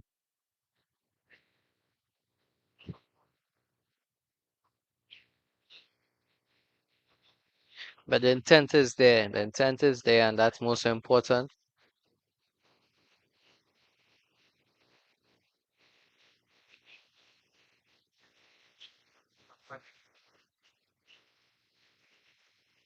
Not a bad way to start the tournament, Liam. 5-4 in the first game. You will be looking forward.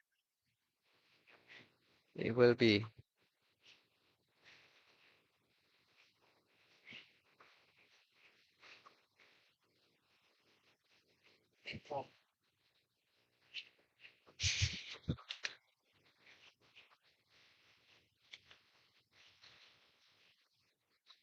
If you look onto the field here, we could see that the mid on and mid off, they're not at the 30-yard circle, but they're not at the boundary.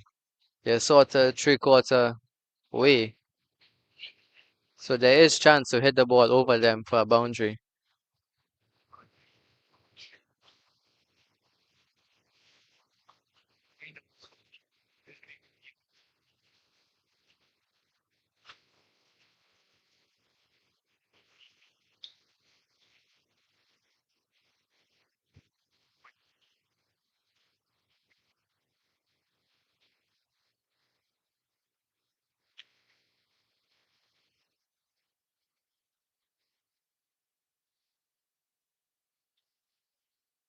This is good going by David Liam.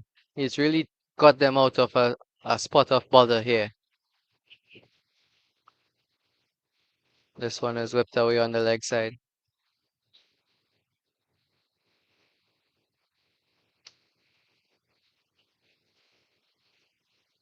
Over.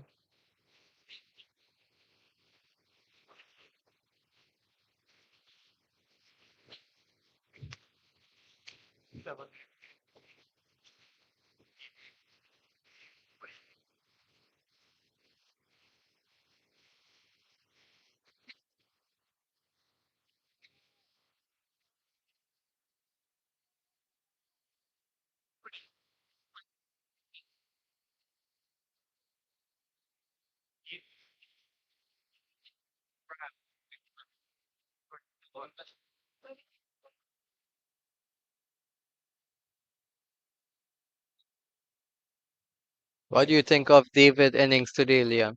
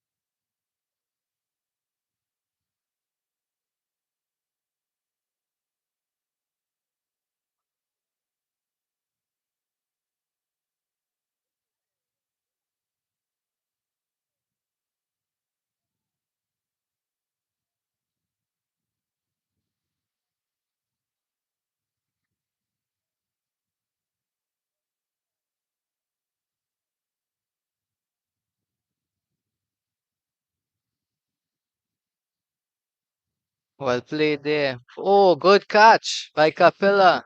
Wonderful catch and reaction time there. That's another wicket down for the emerging players as we struck back to the bowler. Straight at him. Good catch. Return catches. Return catches are always hard, Liam. Always hard. Whether you're a spinner or a fast bowler.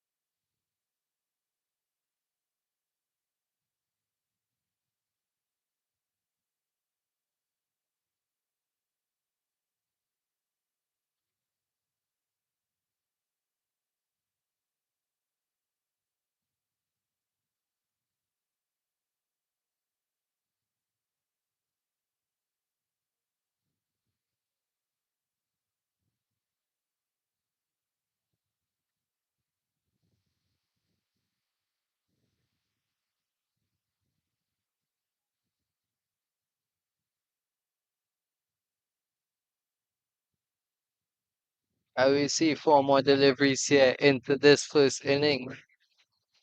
Sri Lanka will be looking to limit them as much as possible, or even finish the game in this ball.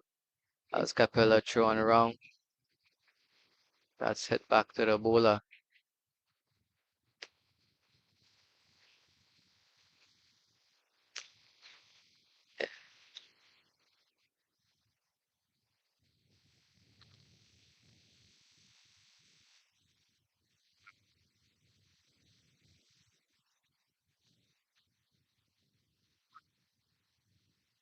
He should have tried to get David onto strike here.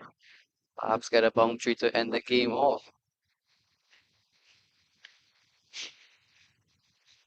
That's well played once again, but for no run. Think clearly that's the plan. Not worried about scoring much runs. Let's see how they would finish this game off. Oh, straight back to the bowler.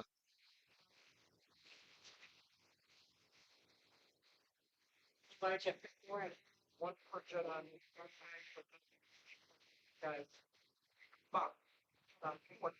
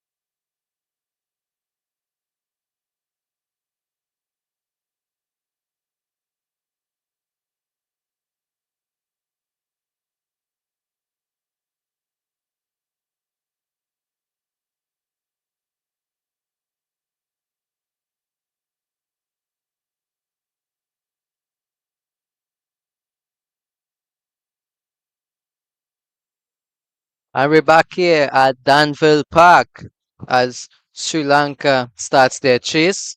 They will be trying to get 140 in their 45 overs.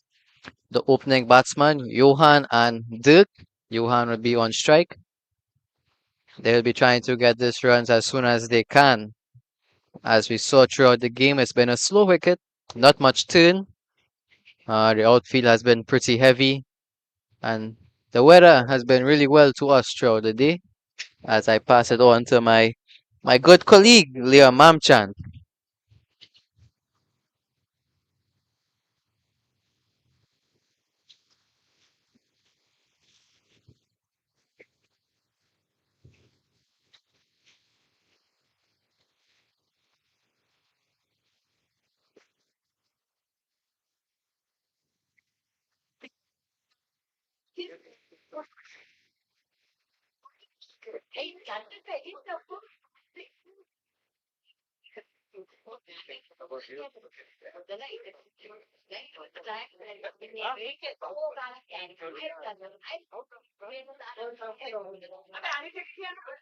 First ball.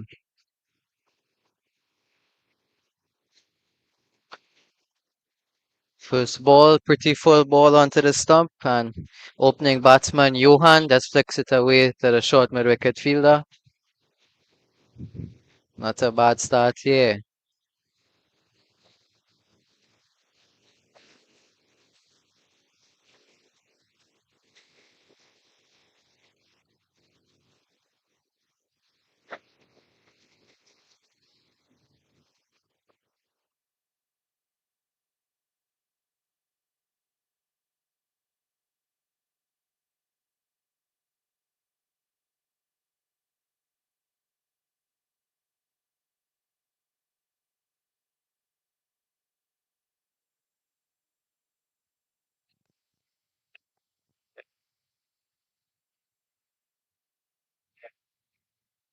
Required run rate for this chase is just over 3 runs and over. Shouldn't be that hard as the game progresses. See that ball. There's a bit of a spongy bounce. Not much turn on offer.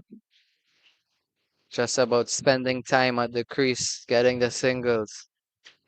We see the emerging team when their batsman was batting. Once you spend time at the crease, runs was easy to come by.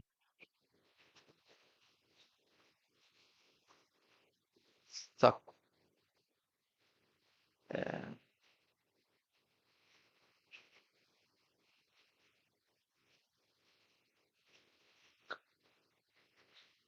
This is Dirk's first ball. He takes his guard here.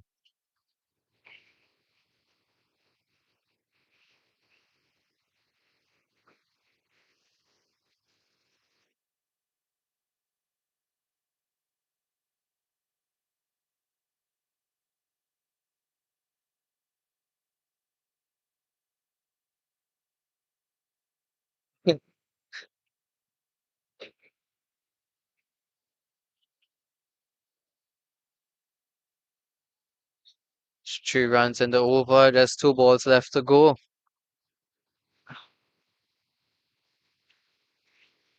Quiet run rate 3.1.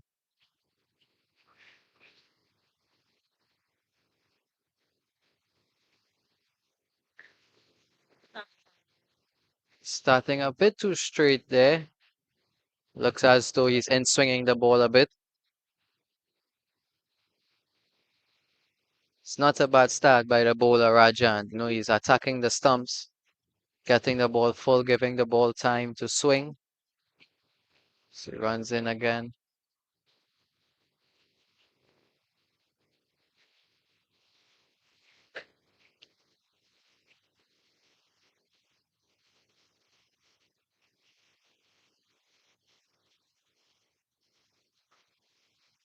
After the first over, the score is 4 without loss.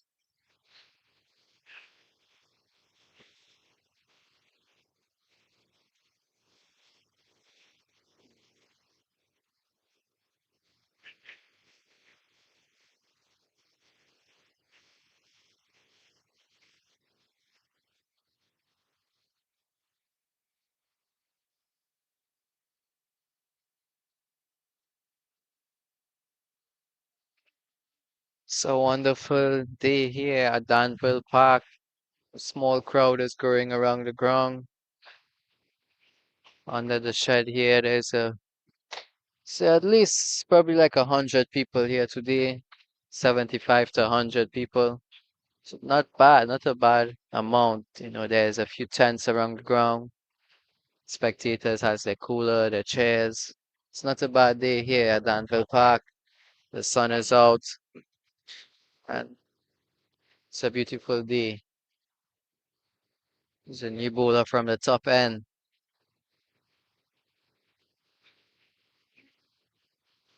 Emerging players will be looking to get early wickets here. I think if Sri Lanka bat their full 45 overs, they will get the score. So getting 3 runs or over should not be hard. I think the key for them is to get early wickets and get into that middle order of the Sri Lankan team. I think emerging players would need all 10 wickets here today. Senior bowler. Left hand over the wicket. Oh, wonderful outswing there. Brilliant ball to start. That's wonderful to see a bit of outswing to the left-hander. There's a slip in play. There's a backward point, a point, cover, mid off, mid on, short mid wicket, and a mid wicket. So,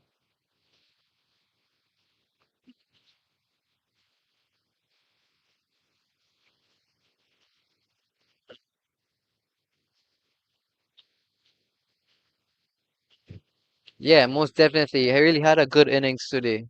When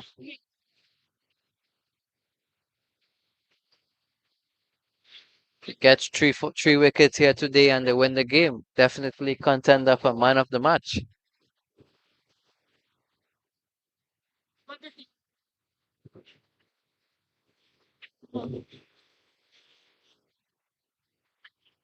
It's a beautiful start here by Windali.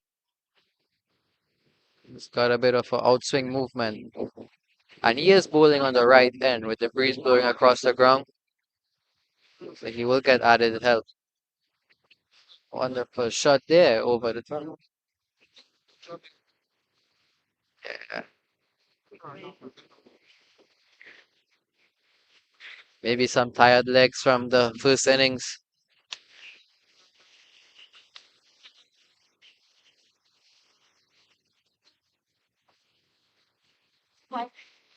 But judging from these 9 balls so far, I think Johan seems as though he's the aggressor in this partnership.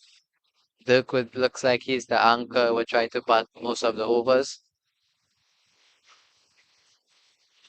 Well left by Johan.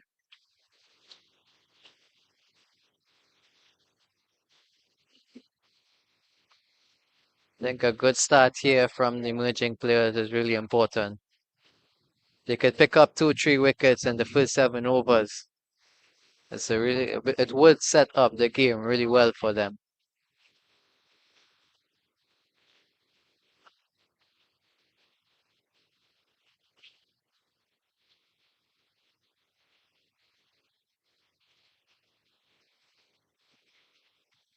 That's got away onto the offside for one, which brings Dirk onto strike. I think the key here for emerging players is to just keep bowling dots. If you can't get the wickets, you want to put pressure onto the batsman. Maybe send that required run rate up to maybe 4 runs, 5 runs per over.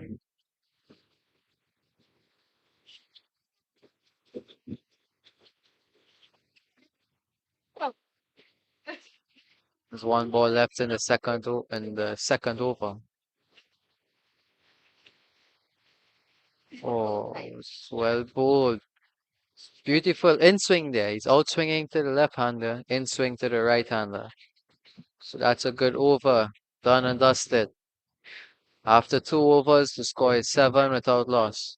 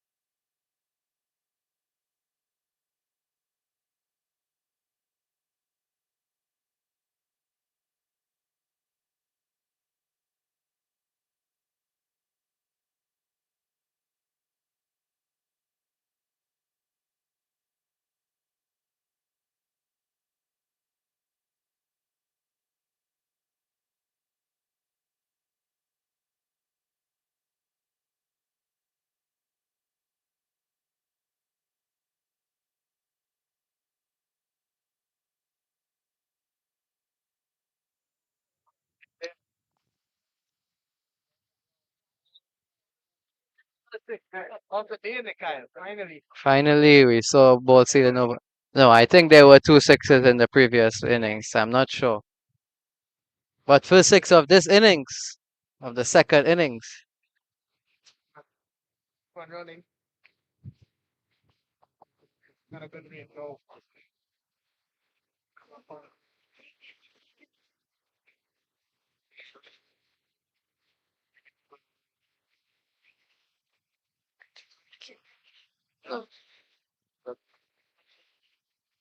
Simple.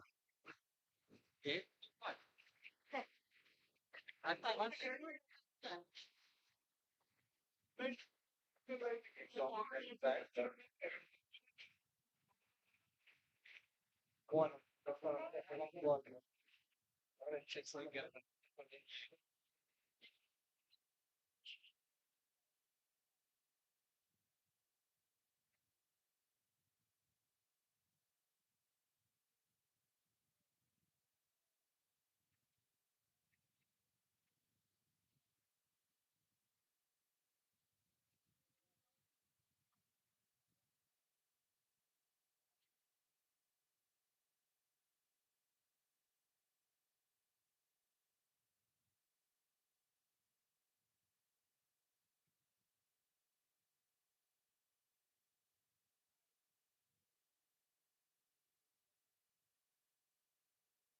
As we see, the third over is on the way.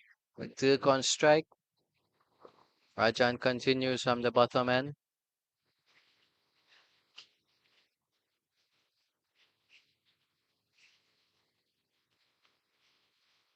That's well played. Square drives into the offside.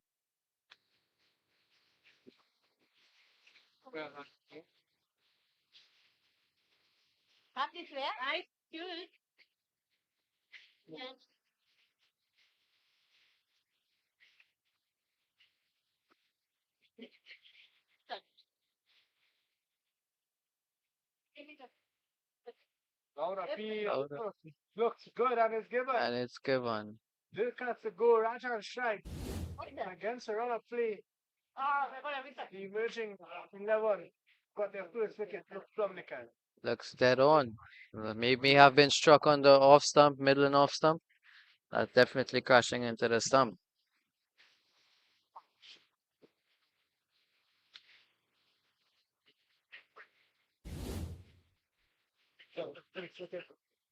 For one.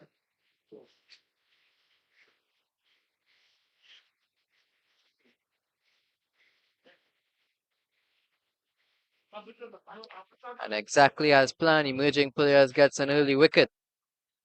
I think that's exactly what they would have wanted starting off their second innings and defending that total of 140. You know, they wasn't able to get much dots in the 2.5 overs so far, but they've gotten a wicket. And they would like a few more in this first 9, 10 overs.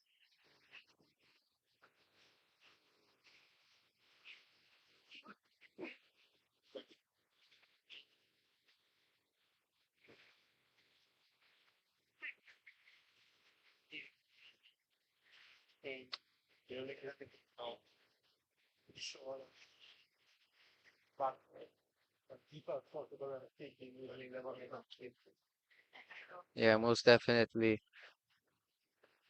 Yes. As discussed previously, I think the key to this game is spending time at the crease, rotating the strike. Boundaries have been hard to come by, so let's see how good they adapt to the conditions. They have spent 45 overs out there in the first innings, so they should have an idea of how the wicket's playing and how they should approach this chase. As the third over comes to an end, the score is 16 for 1.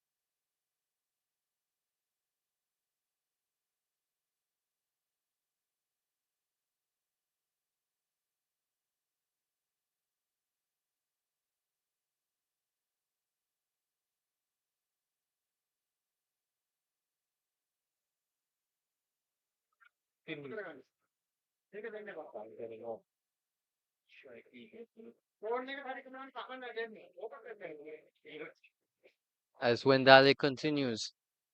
He's been getting a lot of outswing to the left-hander and getting a bit of an in-swing to the right-hander. Let's see here. Away. Will it run to the boundary? Yes, it does. And that's 4 more to Johan. He's really been the aggressor to this inning so far. Reminds me of a Sri Lankan legend, Sana Jayasuriya. What do you think, Liam?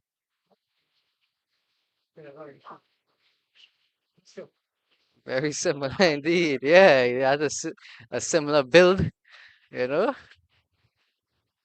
It's really good start here by Sri Lanka. That's well played. A better comeback here by the bowler.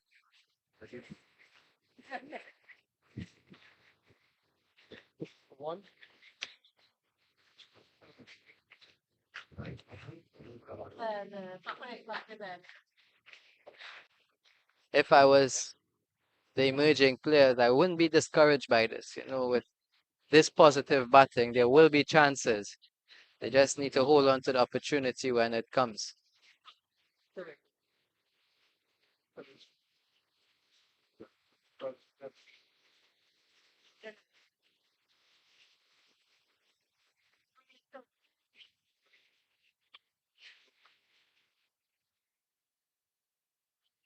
Like I know my aunt, doctor.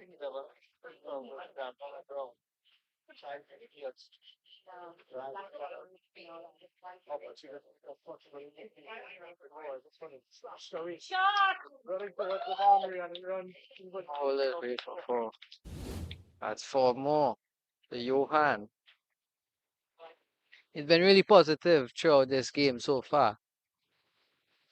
And without a doubt, he will continue to do so. You would think if after a few more overs, the score would definitely be up to 50 if he continues batting like this. The required run rate is under 3 now. It's at 2.7. Emergent players would be looking for another wicket here. Especially the danger man, Johan, who's at 20 from 15 balls.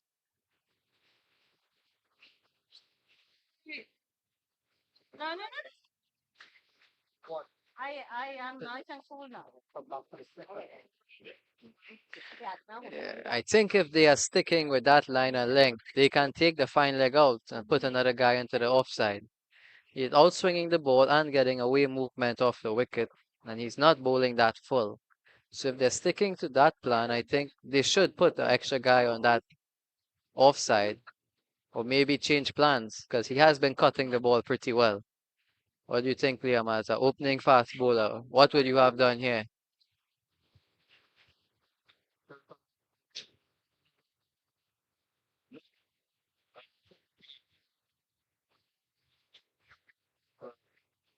I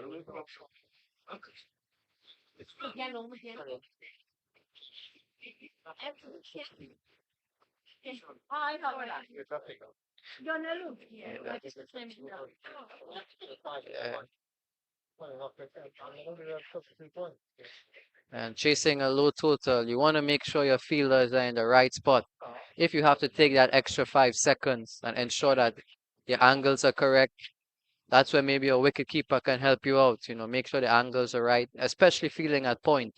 You know, the ball flies there at point. So you want to make sure that that ring of fielders, third man, backward point and point, they are in position perfectly at all times. We see Rajan continues. That's well played and well bowled also. I think they just need to put the ball in the right areas, build a few dots, and the chance will come. Sri Lanka has been positive and they are playing their shots. So once the bowlers stick to their plan, a chance will arise. Oh, that's a beautiful take. A good take by the keeper. You need those. You need those stops when defending a low total. And I'm not allowed to give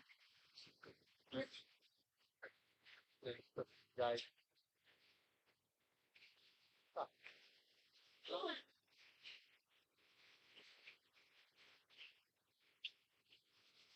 And I'll tell you something, Liam. I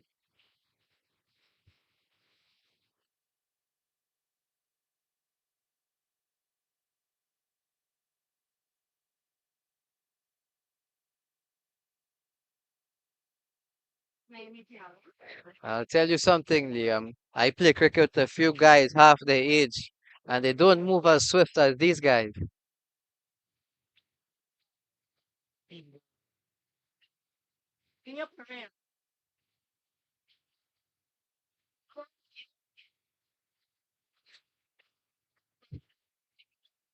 Johan is up to 22 from 16 now. Yeah.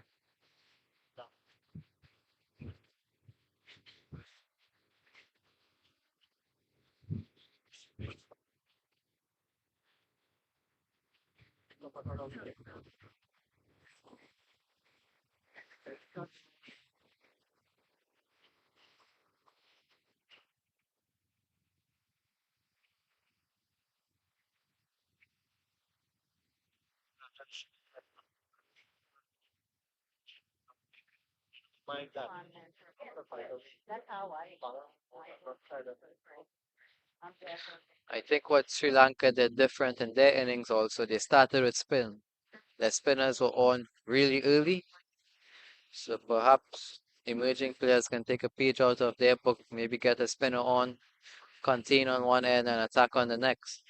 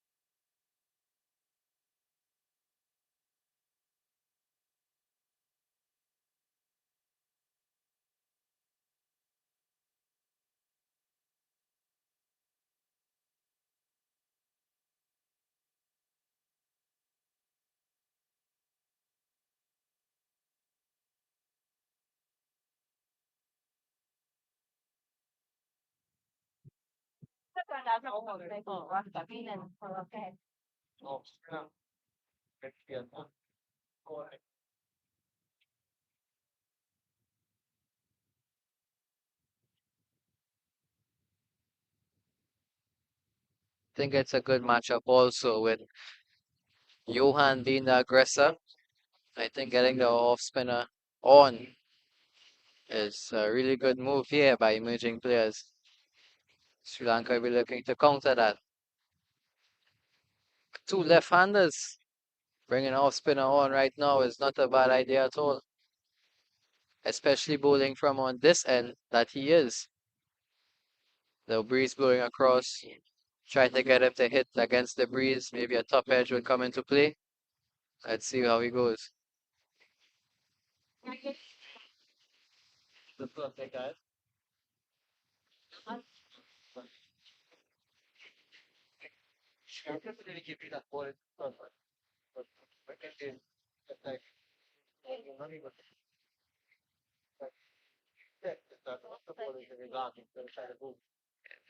Sri Lankans.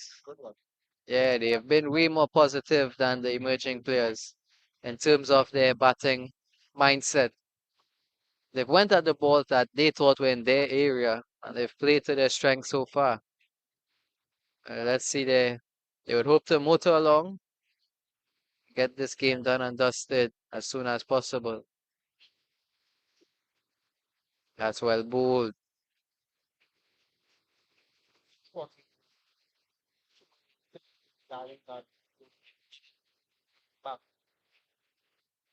It's a really good start here by Mahmood.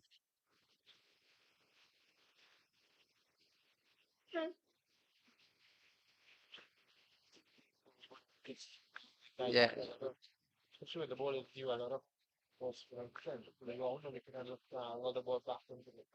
I would have liked to see him bowling around the wicket. He's also flighting it a lot, which is good. I like to see the flight from him.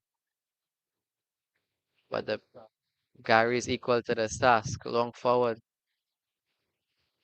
4 dots so far. He'll be looking to finish with a maiden, or perhaps even a wicket. Oh, that's well bowled. A bit flatter. And after 6 overs, the score is 31 for 1. We have Johan on 23 of 17, and Gary 4 from 10 balls.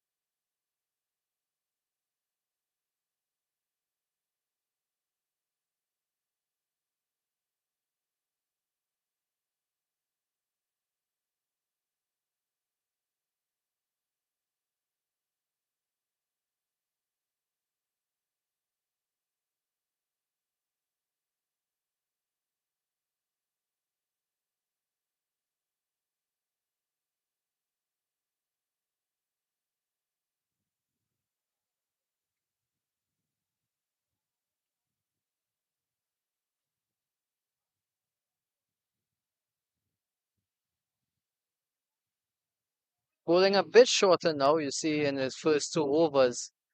First 3 overs, actually. You're bowling it way fuller. Now he's bowling more of a good length.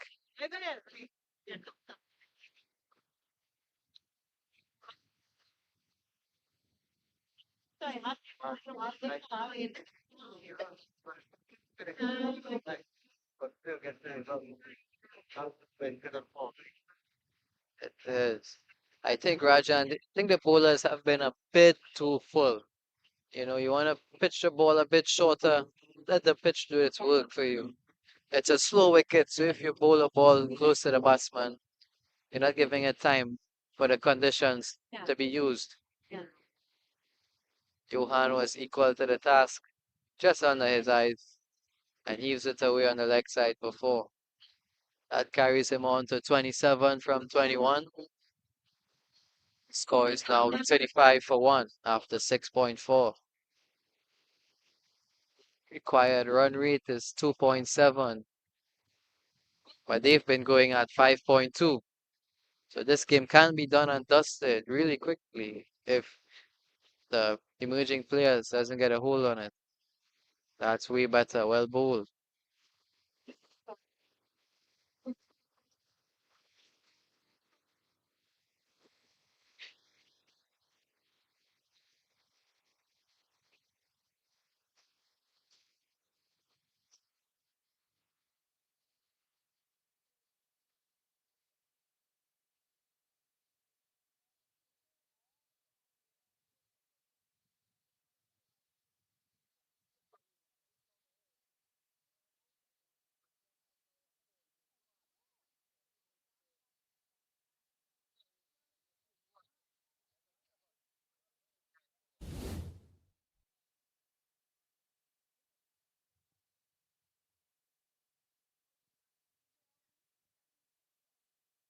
It's good going here by Sri Lanka.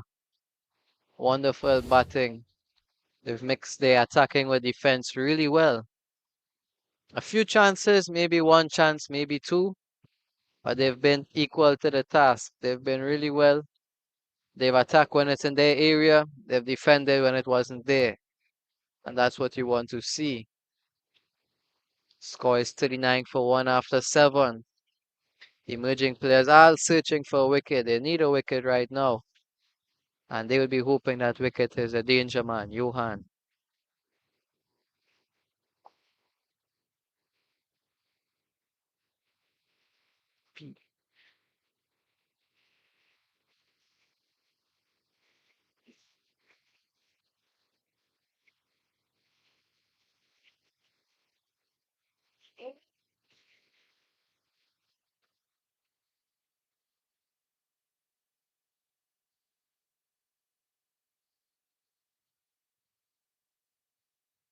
That's what is.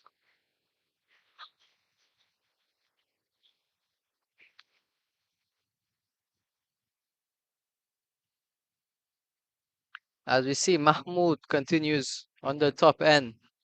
He's had a good first over. That's well bowled.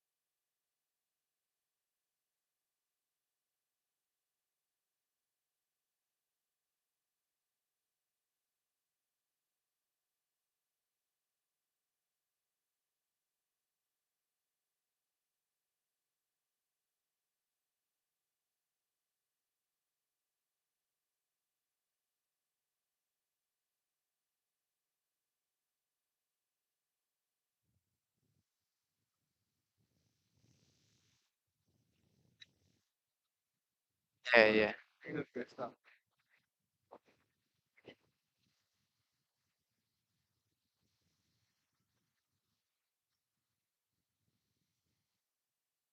Maybe pitching outside leg. Can't see from our angle.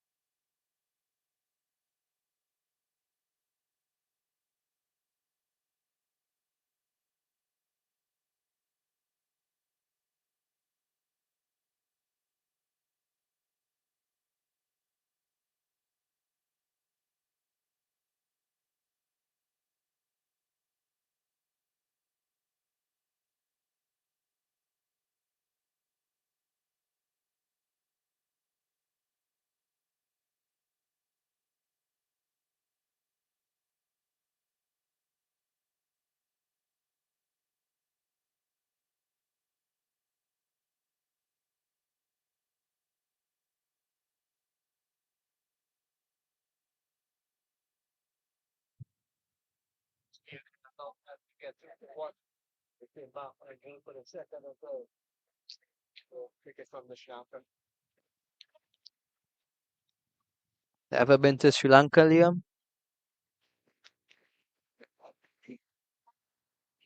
Must visit one day. Have any favorite foods? You have any favorite foods from Sri Lanka?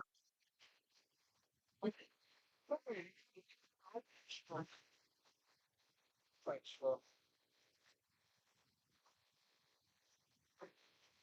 My favorite is kotu roti.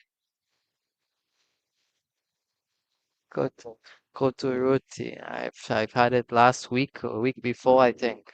It's really good.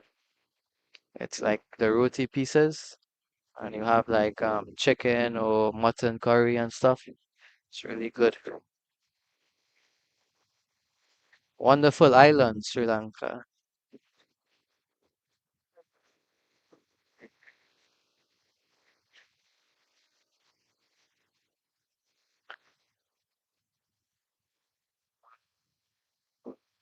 Rangana Herat.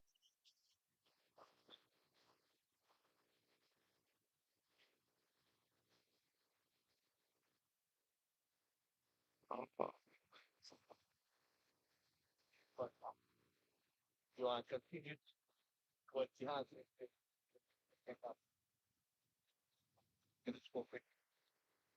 He's been doing it well. Sri Lanka is just inching towards that 50-run mark, just under 9 overs. That's It's not that. Everyone runs into the boundary for 4. 35 for you and 48 for one guy. And it just was badly lined again. He lined them up for the first ball. And he got that it was the wide. This time, that's all. Yeah, he's been playing on the offside throughout the game, but now we are seeing his leg side shots. It seems as though he has all the shots. He's been cutting well, he's been sweeping well. Hit down the ground well that time. Yeah, King just had to get back to them on shoot. Like, you can't get what he's out there. Get these runs very quickly. yeah, they've been going at 5.6 runs and over throughout this game when the required run rate was only 3. So that's been really good. Perhaps they're thinking about net run rate. No, but kind of some point in time it's been some fight from it. Yeah, most definitely. And it's good to get a good score to start the tournament off, you know. It really sets the tone for both the players and the team. It's a good thing to start off a tournament or any tournament with a score under your name. But just spending time out there is really important.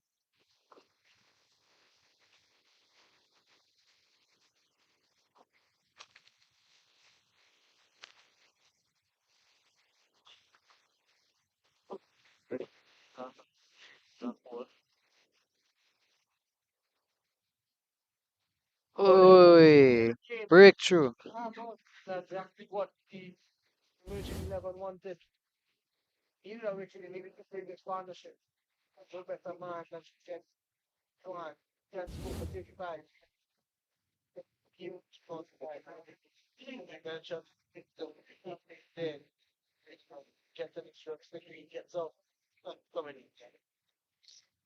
Unfortunately, Liam, unfortunately, but I think he he may have think he done his job here. You know, he got them off to a good start. It's 48 for 2 after 8.4. You know, he got them off to a good start. I think now they just need to rebuild a bit, bat a few overs, rotate the strike, and see how it goes from here. The emerging 11 would be looking for another wicket or two. If they can, it would be game on here at Danville Park as a light breeze continues to blow across the ground and the sun shines down on us. Think what's normal. Picks up the mountain. Set batsman. Okay. It just needs to rotate the strike also. In the first innings we see there wasn't much rotation of strike, well, as fluently as we would like to see. But let's hope Sri Lanka can rotate the strike here now and get through these runs.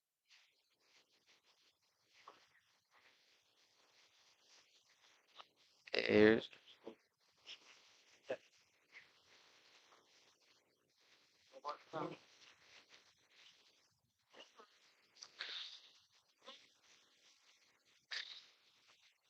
has to be fit. What do you think of all-rounders, Liam? As yourself, you are all-rounder yourself.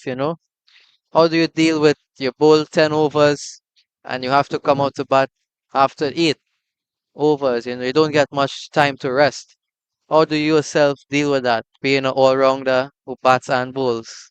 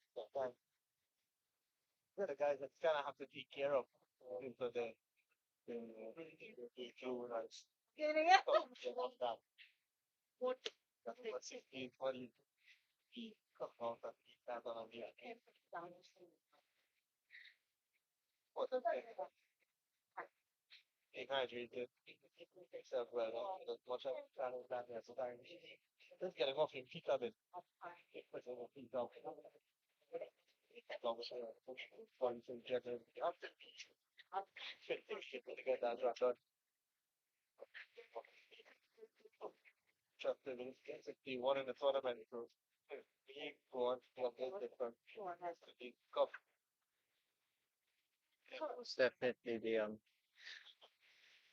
recovery is important, fitness, and these guys, they would have had to take care of themselves for their entire career to be able to still be out there and putting on a professional performance, I would say. You know, they had to be taking care of their bodies and doing the right things and what's necessary throughout their career. And it shows.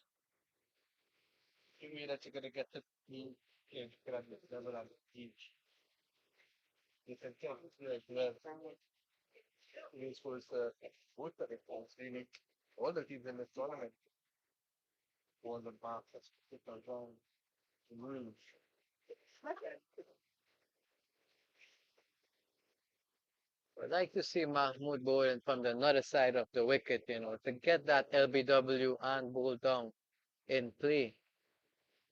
Get the batsman playing at all times.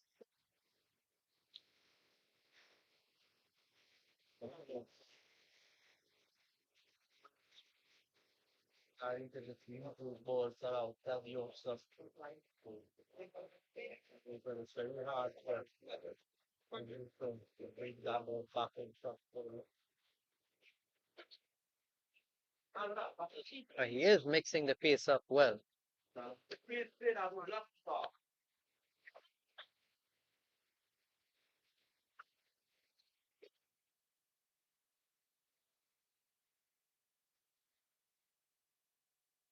That's way slower. Well bowled. This come from a single.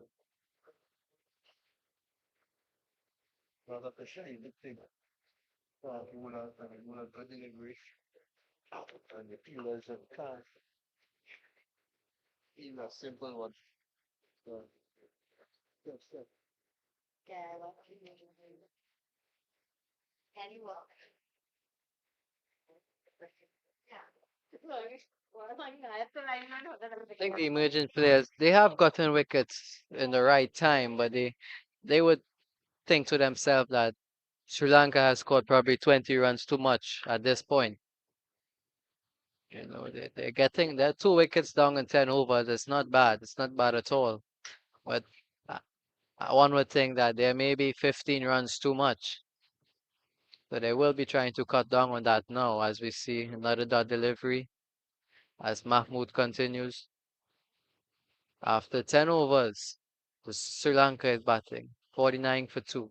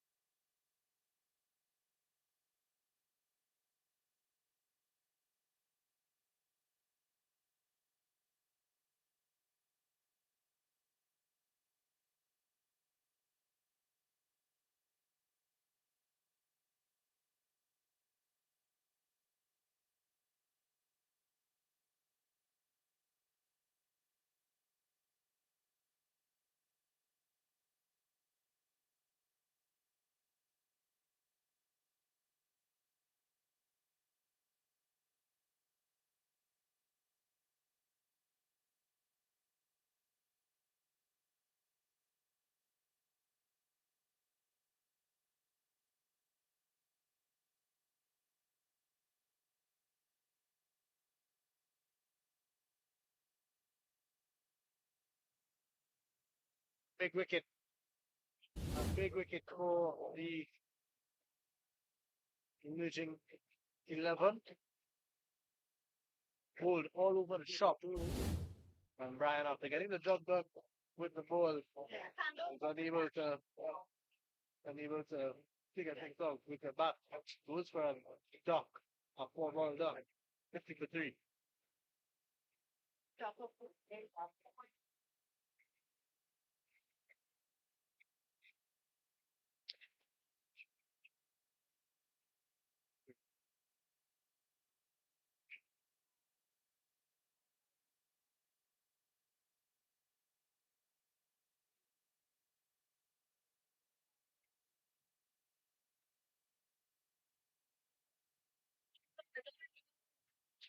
Get one out. Shit, one by one. Oh. What I had. One, what he had one.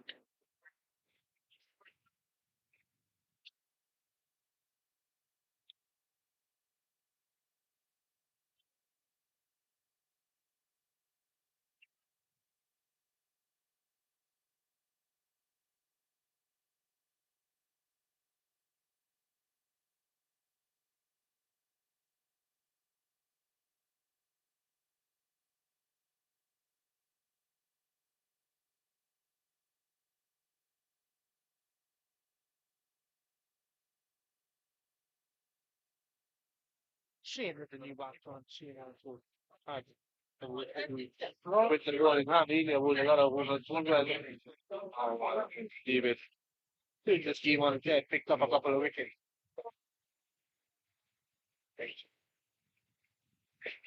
On the attack. Looking at it, more looking at put it up to Sri Lanka onto the back foot.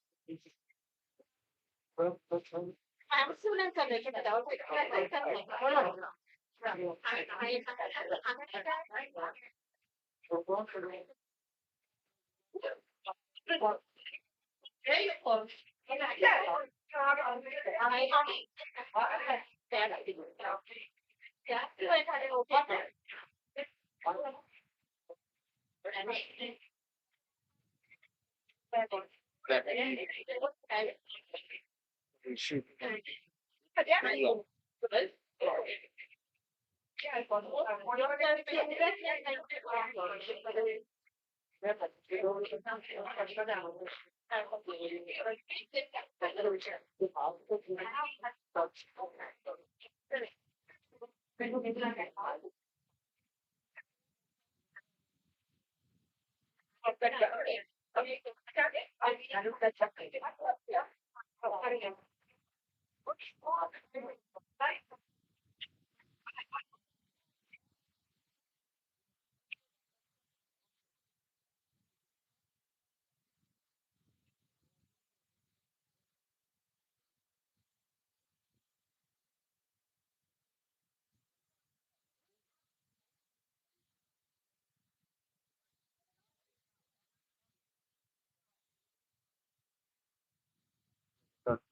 Three.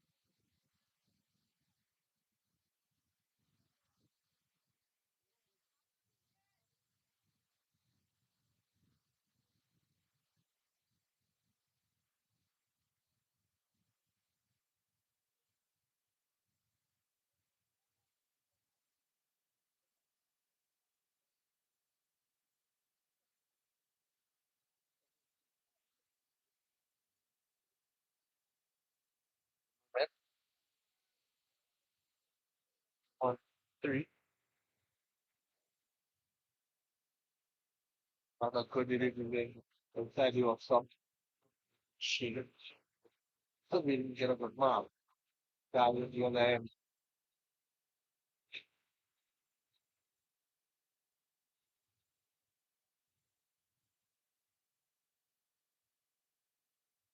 Which one's him and Roots is wanting to be on site.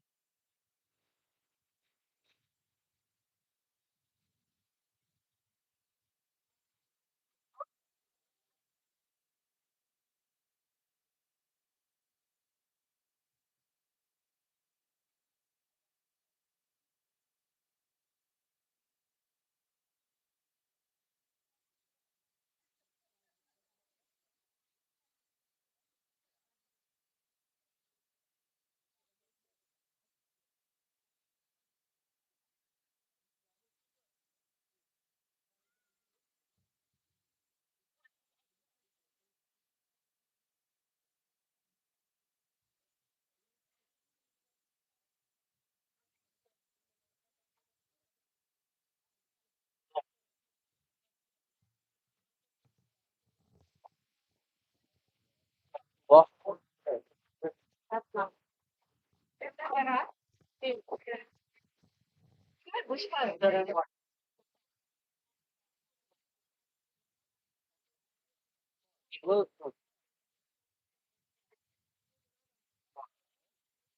get up, get up.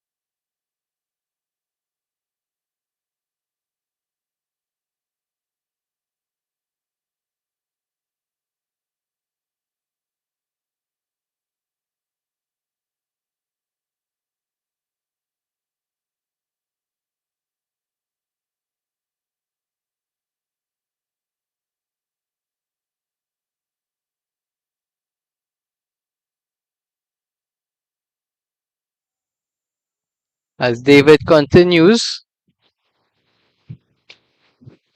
Emerging 11 would be looking for another wicket here. As good flight there by David. I think Sri Lanka has gotten themselves into a bit of trouble here. They were going well, 40 for 1, and now they're 54 for 3. They would need a partnership here, or just for someone to bat a few overs.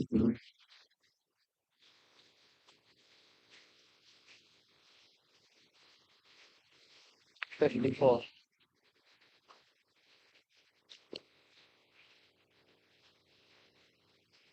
Gary here looks like he's the guy to bat through the overs, as he's committed on the front foot and plays back to the bowler.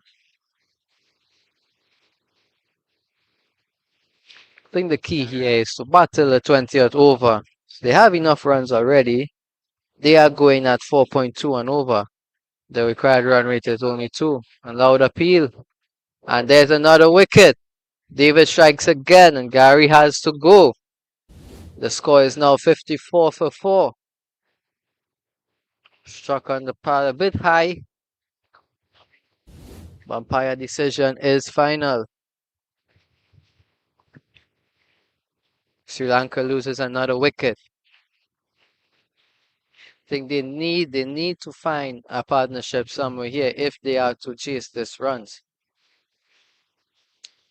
But this is good cricket here by Emerging 11. They held their discipline, they stuck to their plans, and they didn't get flustered by the run scoring early on. They executed their plans really well and they got wickets in the right times. They're into the middle order of the Sri Lankan team. Now let's see how the new batsman here deals with it. Number 7.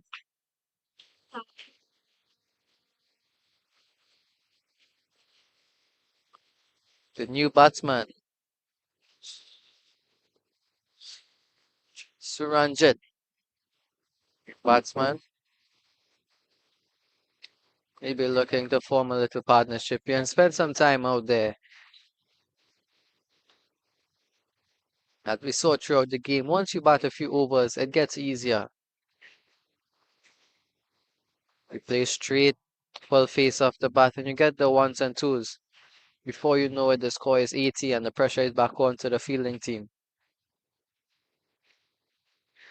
But Sri Lanka can't afford to lose another wicket at this point. Emerging 11, tails up.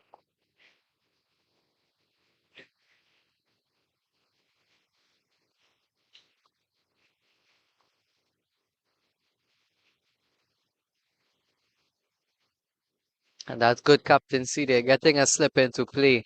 Apply that pressure. If you get a few overs of dot balls here, perhaps get another wicket. Sri Lanka will be in more trouble. That's well bowled here by Mahmood. Mahmood has been amazing. He's been bowling really well. He's used his flight and his pace perfectly, enticing the batsman to go over the top. That's well bowled once again. He has mixed the pace up really well. Slowing that ball up and giving it revs onto the ball, allowing it to spin.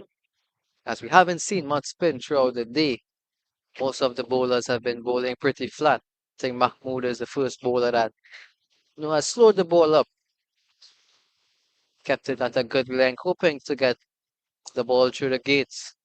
You see there the first slip in play. Another sloppy misfield there. As they get 1.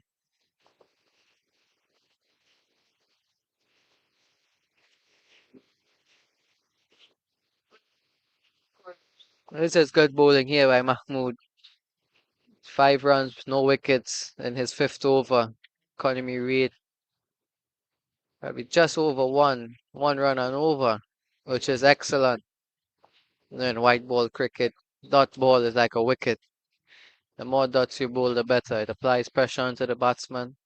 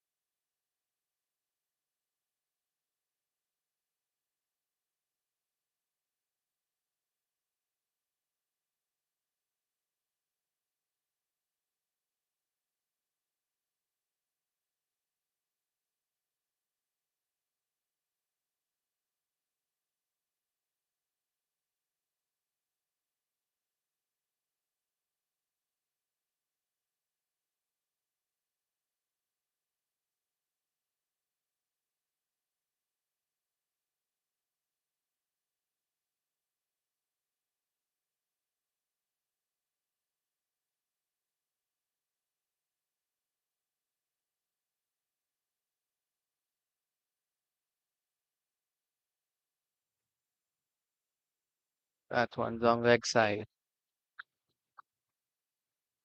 So they get one, they get two.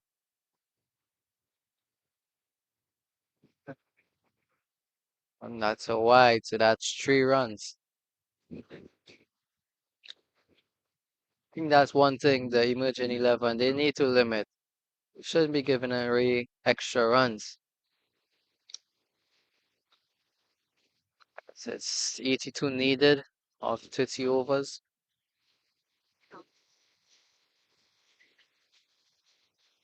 And that's the end of the 14th over. The score is now 58 for 4. You have Suranjit at 0 and Shane on 3.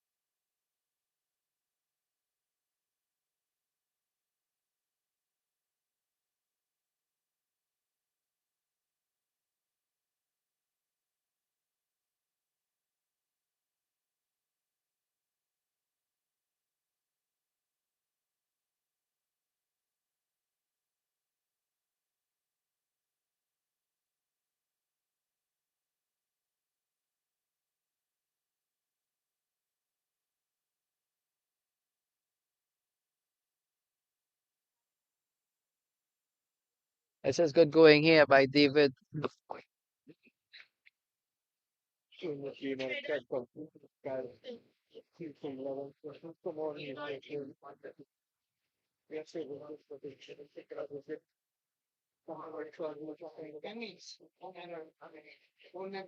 And one thing they've been doing well is varying their pace. I think that's the only difference between the emerging 11 and the Sri Lankan bowlers. I think the Sri Lankan bowlers, they kept one piece mostly throughout their game. The Sri Lankan spinners were mostly flatter bowlers, didn't allow the ball much flight or much spin. They kept it on the spot and that worked for them. But what's working for the emerging 11, they are flighting the ball. They're giving it that extra guile that you like to see spinners having, and it's working for them. So, same spinners, different strengths, and that's what we like about the game of cricket.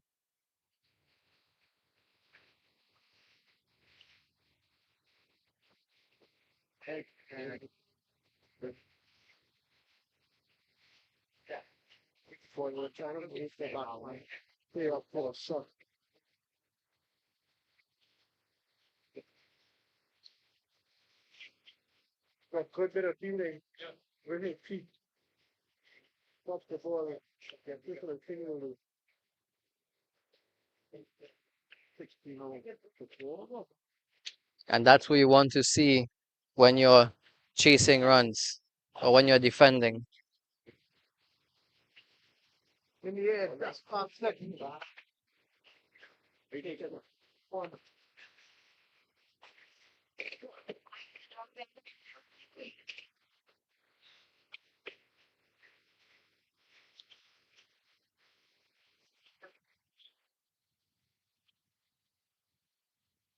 as we go for a water break. 61 for 4 after 15 overs. We have Suranjit at 1 and Shane 5 from 14. Pick off the bowlers, David 14 runs, 3 wickets, 4 overs.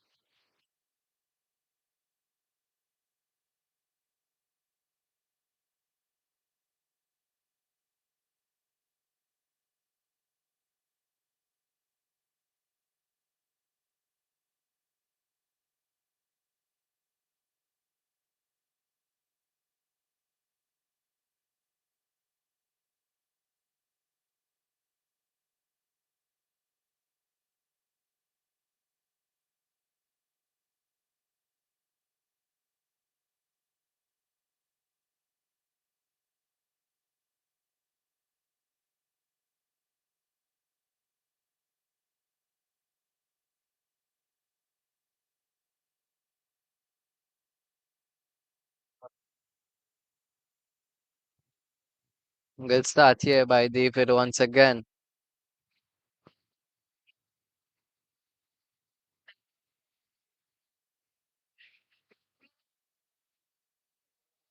A bit of a misunderstanding there, Liam.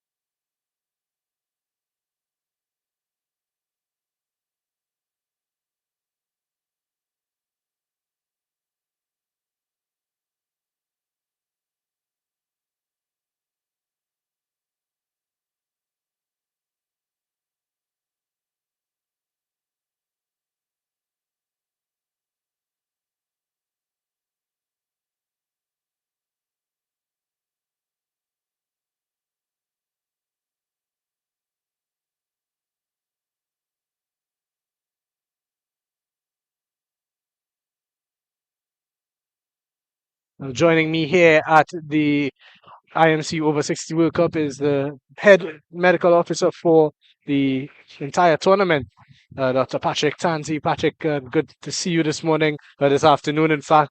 And walk me through your role in this tournament as head medical director.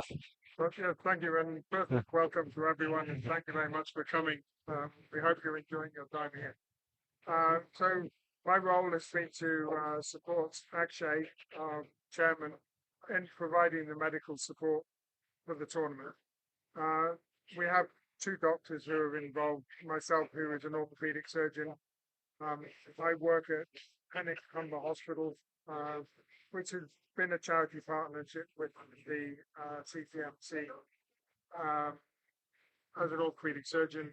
And we have a family doctor who is also available should those kind of services be required. My job in the tournament is to make sure that we have medical coverage for the tournament. Obviously, the most important thing is that we have appropriate coverage in case of any major accidents or injuries. And we have a team of trained personnel with appropriate equipment at all of the venues on hand the whole time to support this. And then I'm available for more minor injuries should some advice needs. It doesn't necessarily require somebody having to be taken to the hospital by ambulance. And we've only had one event to that effect so far, which was gone very efficient. Right. And it is so important, especially with these guys who are putting their body through a lot. They're obviously over 60, so the demand for medical support is probably a little bit more than it would be in a more, younger age group to say. So your job here is so important in terms of the tournament itself.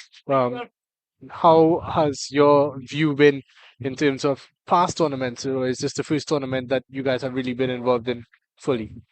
From my point of view, this is actually the first tournament that I've been involved in. Okay. I have been involved in a number of different sports tournaments and organisations over my lifetime.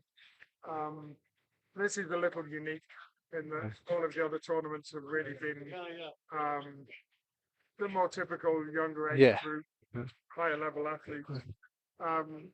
These guys, they're fit, These guys are play regularly.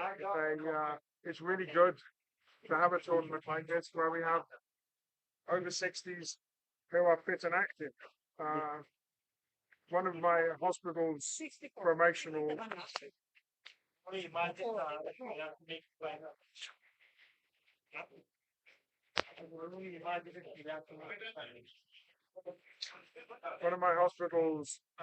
promotions has been on promoting healthy aging, a fit population, and this is exactly what the IMC are doing.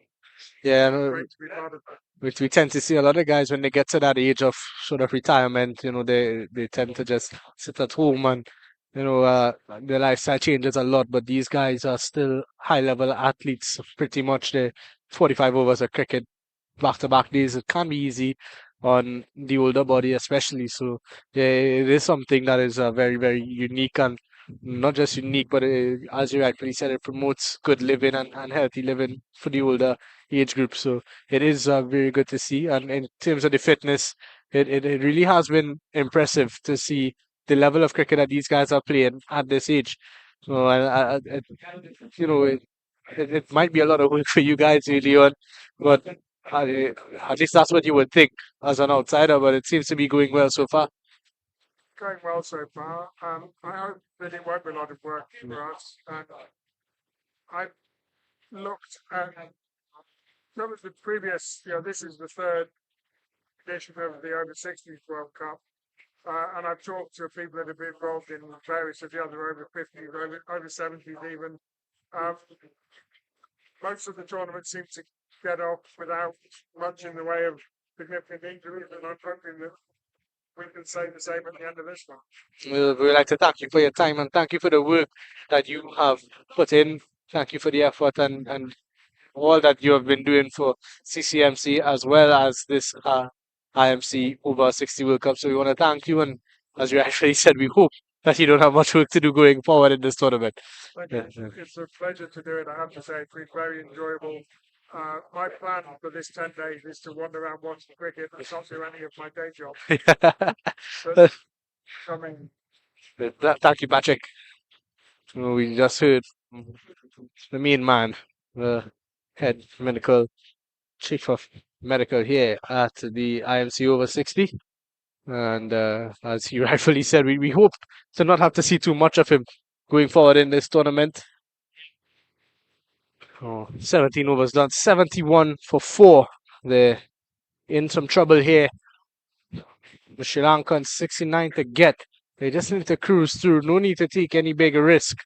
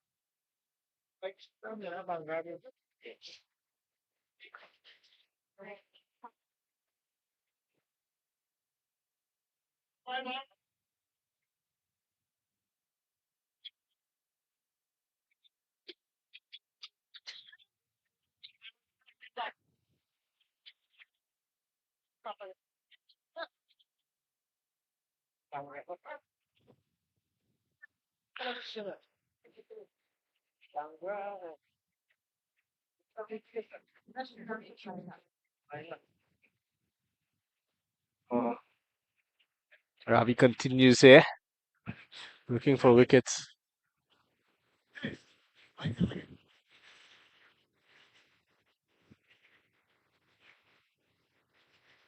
Well flighted. Push back to the bowler, so they continue to just string dots together.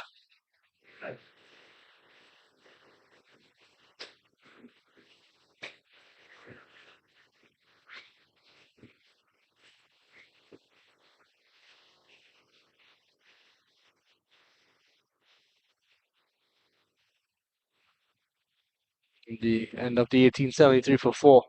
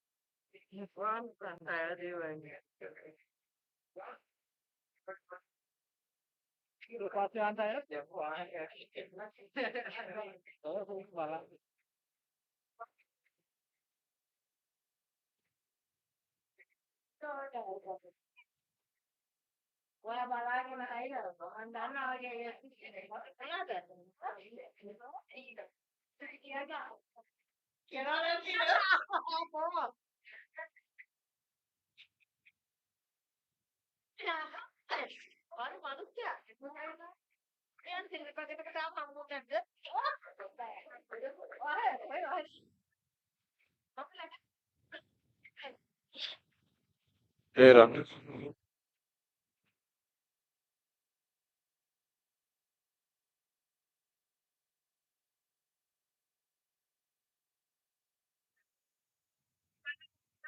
Good first over from Ravi.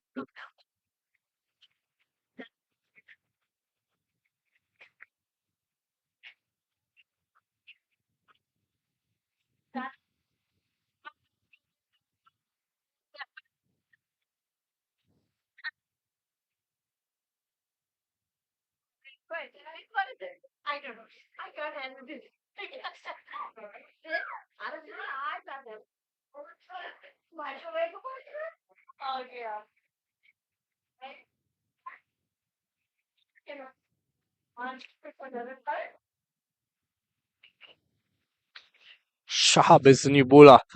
And starts off with a couple of dots. So in G4 14, 67. Right, didn't hit straight to the man.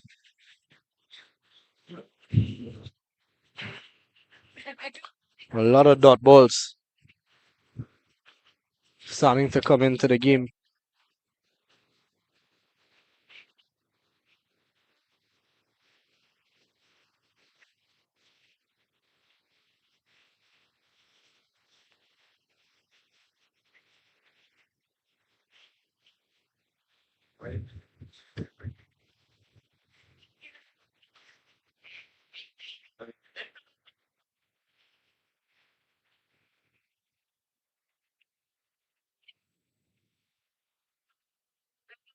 And they look for a single, did not. And they're gonna get there now as it beats the man inside. On the first runs of the over for Sri Lanka. 74 for 4. One delivery to go in the 19th.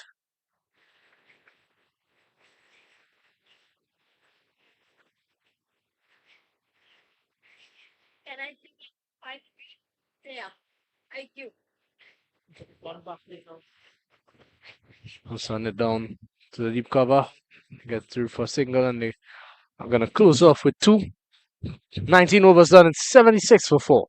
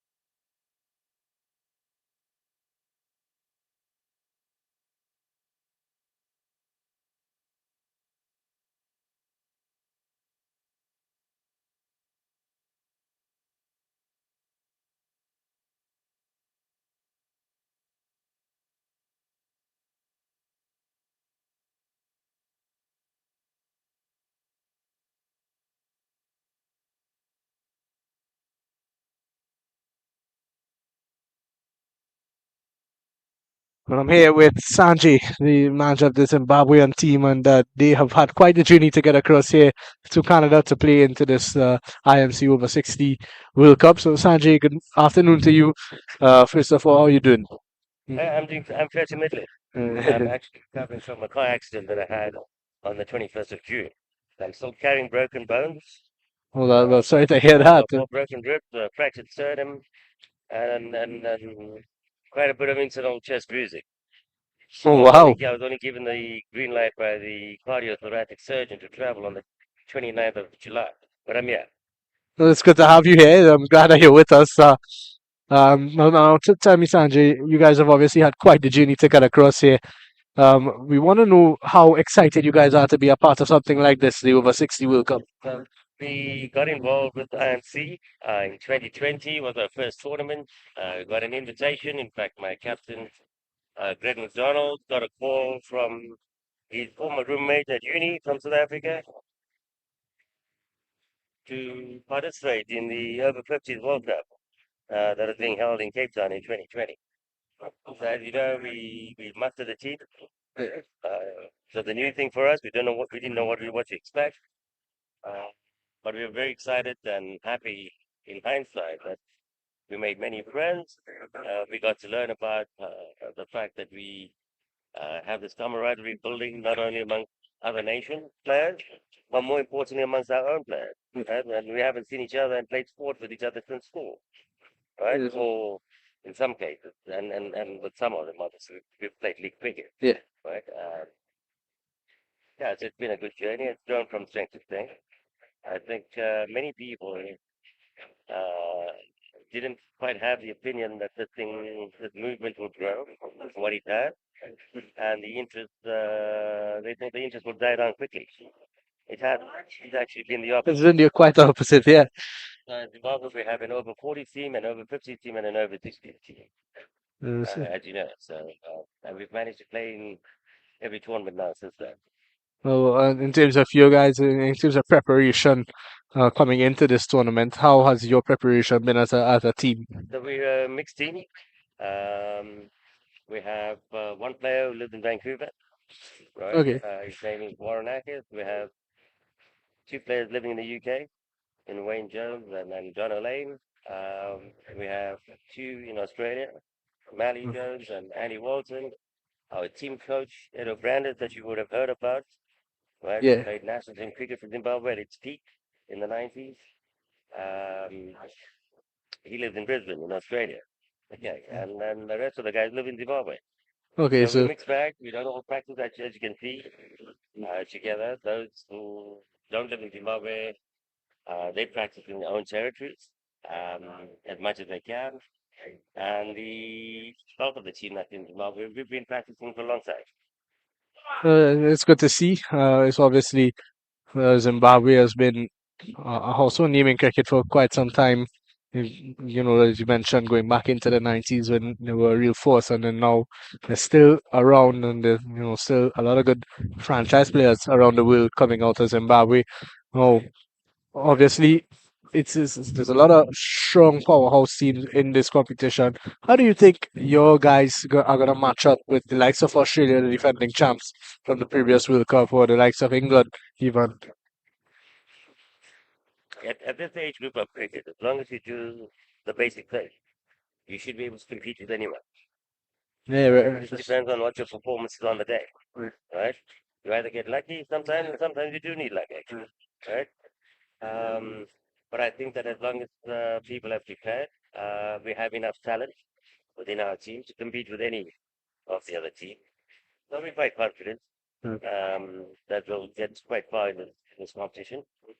so we look forward to seeing you guys, and we want to wish you guys all the best. We want Yeah, to thank thank you you. very much. We want to thank you for spending some time with us this afternoon, and we look forward to see you guys in action soon. Thank you. Yeah. Thank you. And just on a closing note, I'd like to say to whoever's watching this and to the rest of the world, you guys are all welcome to come to Zimbabwe next year when we are also part hosting the World Cup cricket, Well, that's wonderful. ICC World Cup. We'll be excited for that. Zimbabwe will be hosting many games, about 10, I think. The bulk of them are being played in South Africa, but it's co-hosted by Zimbabwe, Namibia, and South Africa. So welcome to Zimbabwe. Hopefully, we get a couple of people across there. We also want to wish you a speedy recovery on your Oh, thank all your broken bones from post. you. Everything take its time. We're happy to have you here with us, and we hope you enjoy yourself here. Thank you for having me. Thank you, Sanjay. Okay. Oh, that was the Zimbabwean manager, Sanjay. What a story. We're glad to have him with us after that car accident that he spoke about, and he is around and kicking still. Just after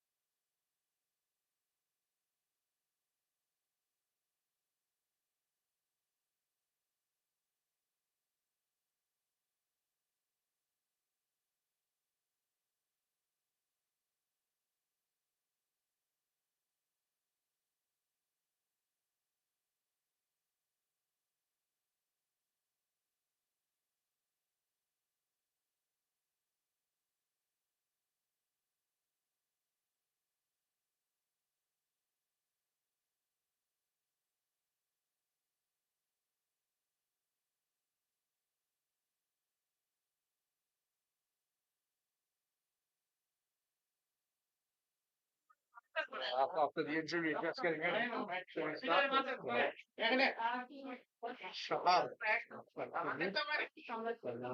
You're outside the wicket fielder.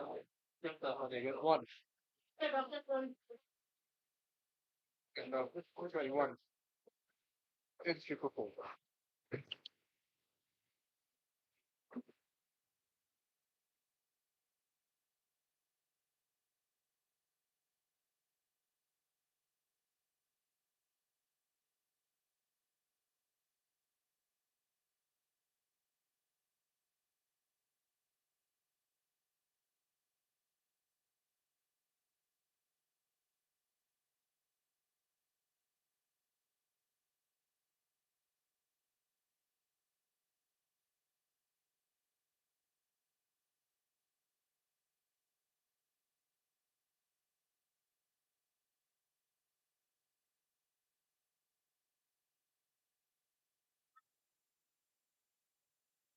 83 for 4. 21 all done. Still 24 was to go. 57 required. I expect that you don't think over the line here. Lovely shot on the ground. They've been properly done. I mean, good shots.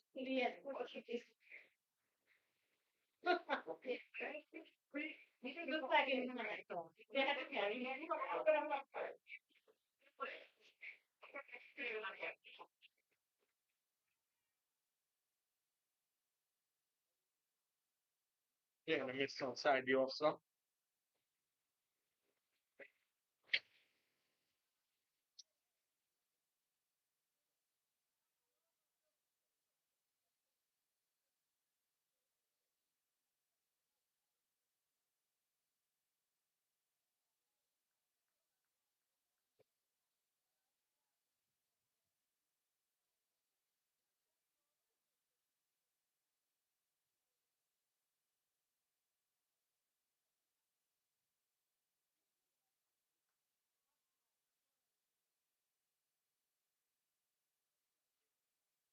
It's nicely. Move extend. I mean, it's what times.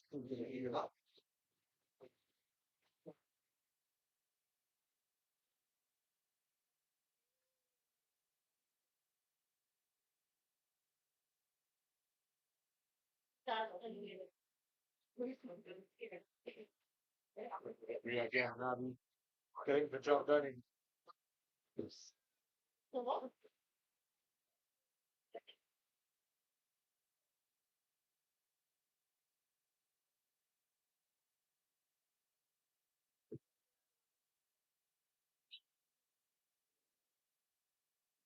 cut a week. Back for the second run from the down. Well, the 20 second, it 6 to 4.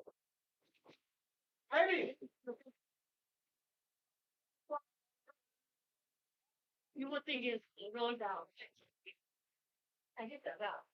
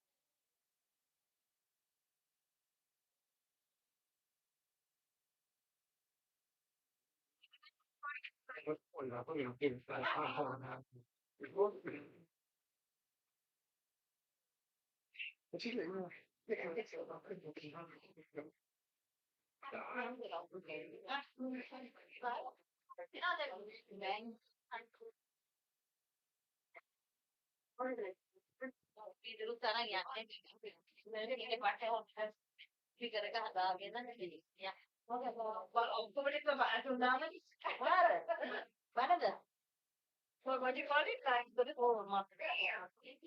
Stop. You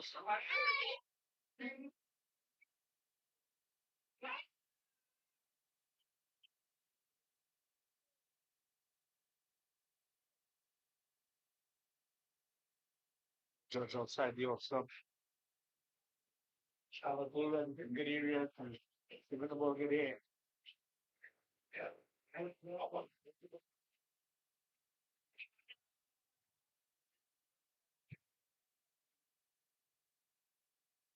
The week. Down to deep mobility for shingle. Side home.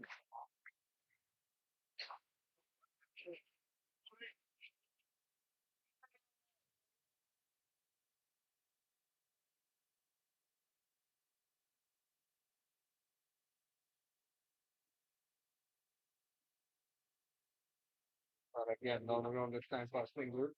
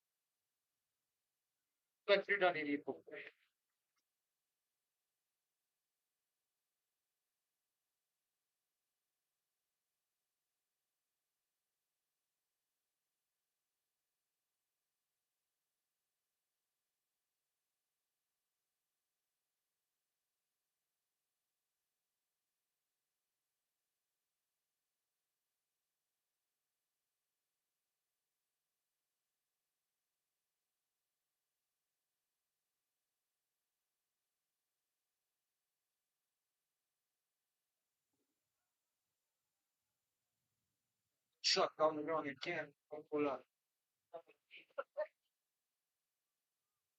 Well, or past it.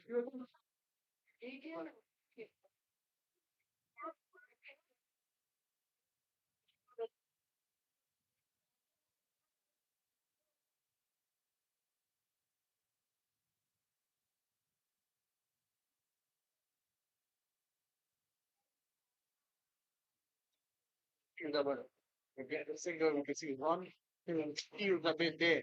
Not really reacting as quickly as he could have to cut off the single. Good running from Shunan she can see it.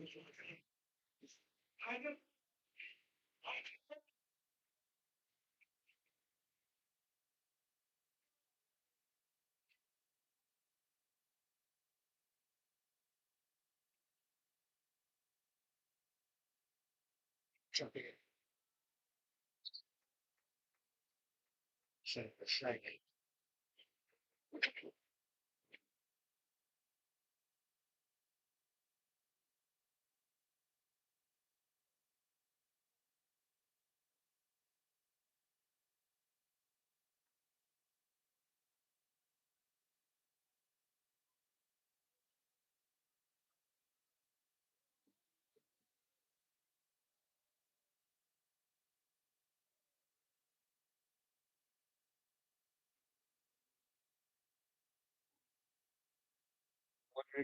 in the 24 over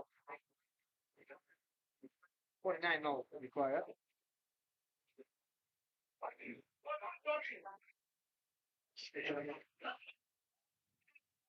Looking. Can't even the single 24 done the 94.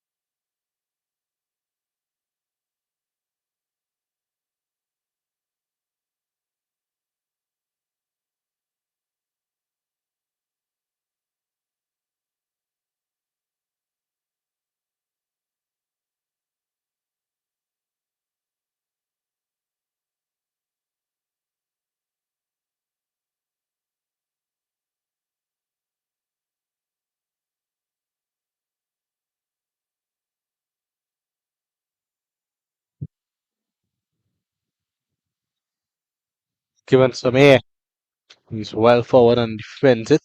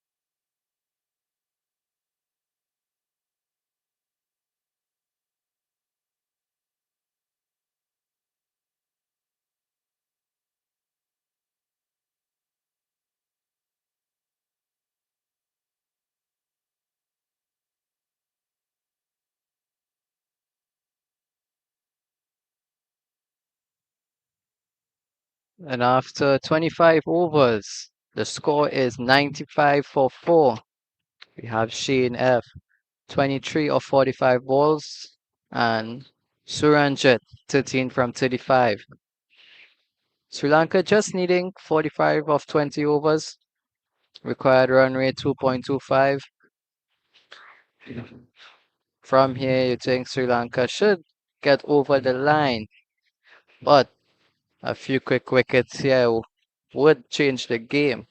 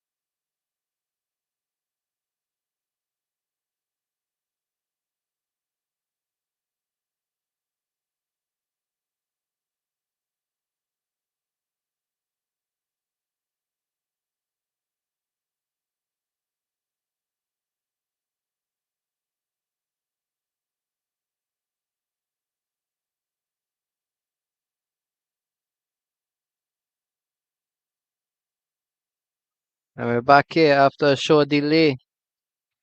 Ravi continues his work on the top end.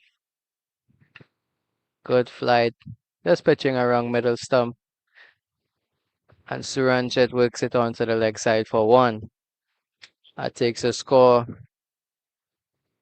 1 closer to the target. Just needing 44 from 19.5 overs. Required rate 2.22. Bring Shane on to strike. This comes forward.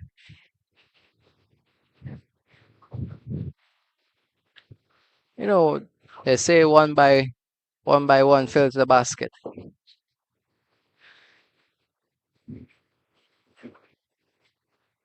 Bowling team here, they would need a wicket right now or a few just to break the momentum.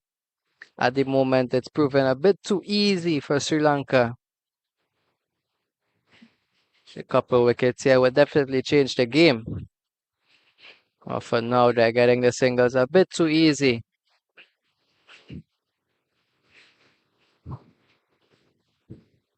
Yes.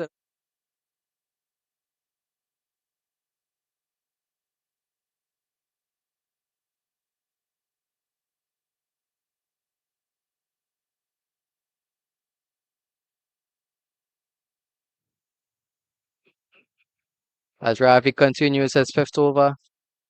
Beautiful flight once again. Not out, says the umpire.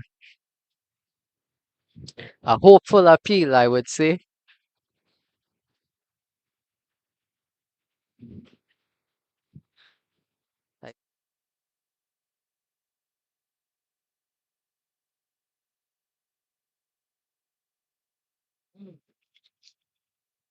Legendary umpire on this end. The great Billy Bowden.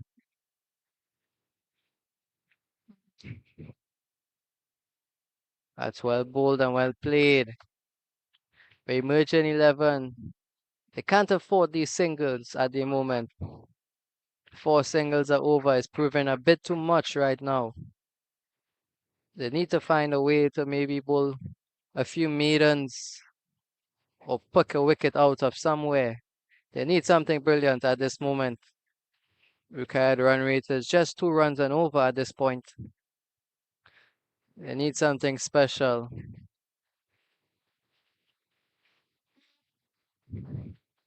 These are the moments where you need someone to have a brilliant catch, a brilliant run out, or just a wonderful delivery. You know, it takes something special and lifts the morale of the team.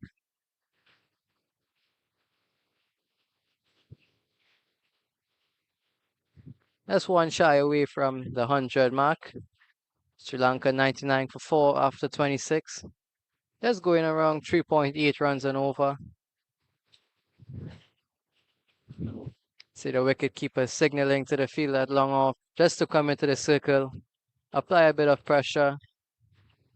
Bowler comes thrown around. Slow delivery, push off into cover, and they get one again. You know, I think they need to stop those singles in a 30-yard circle, you know. It's either you're cutting one or you're protecting two. Or you're giving them two. Either you're stopping one or you're giving one, right? Wonderful flight. Oh, a drop chance. Good effort there by the fielder, short mid wicket. That is what you need.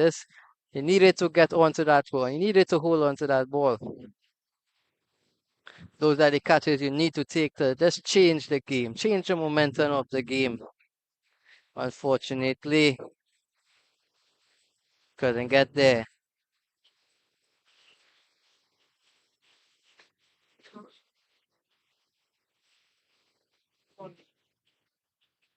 As emerge 11 back on the hunt for another wicket.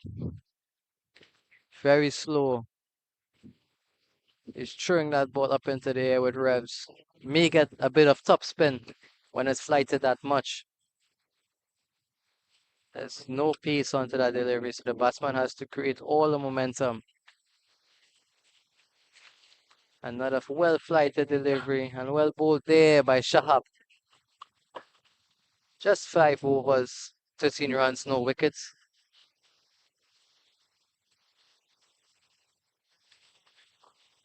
Need something special here from emerging 11.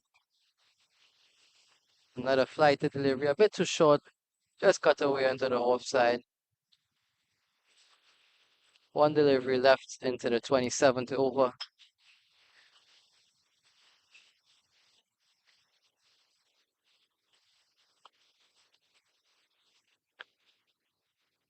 See if he can finish with another wicket here. Get his first wicket. Left hand thrown around. Slow delivery. And they just come for 1 run. Not out, says the umpire. That was just too easy of a single there. Which brings the score to 101 after 27 overs. Sri Lanka requires 39 runs of 18 overs. Required run rate 2.17.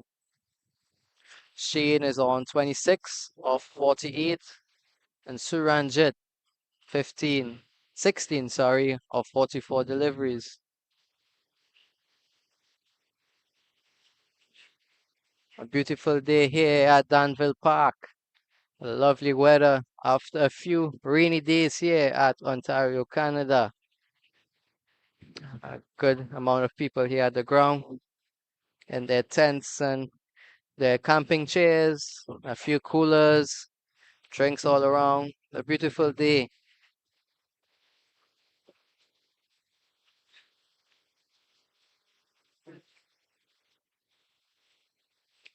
It's a beautiful sight to see all these supporters, friends, and families.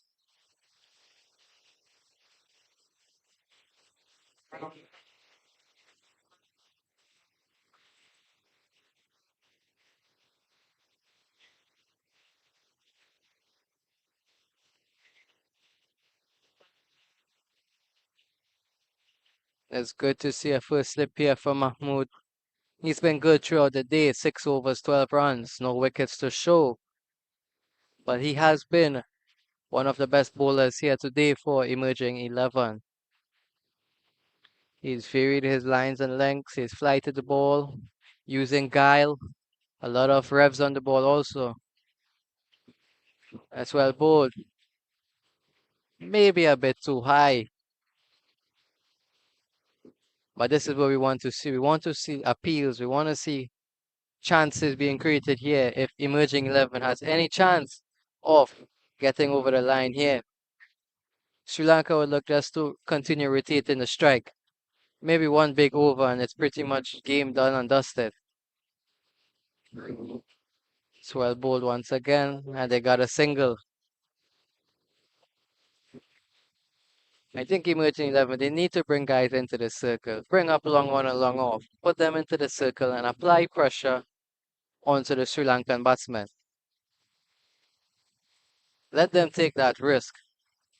Because getting 38 singles at this point in 17 overs is a bit easy with wickets in hand. Yet another single, well played. And they come back for 2.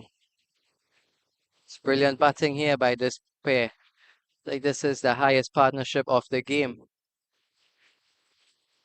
And didn't take anything special really. You know, they batted to their strengths, they played straight. They waited until the ball was in their areas and then they rotate off the good balls. So good going here by Sri Lanka as Mahmood continues. Another good delivery there by Mahmood.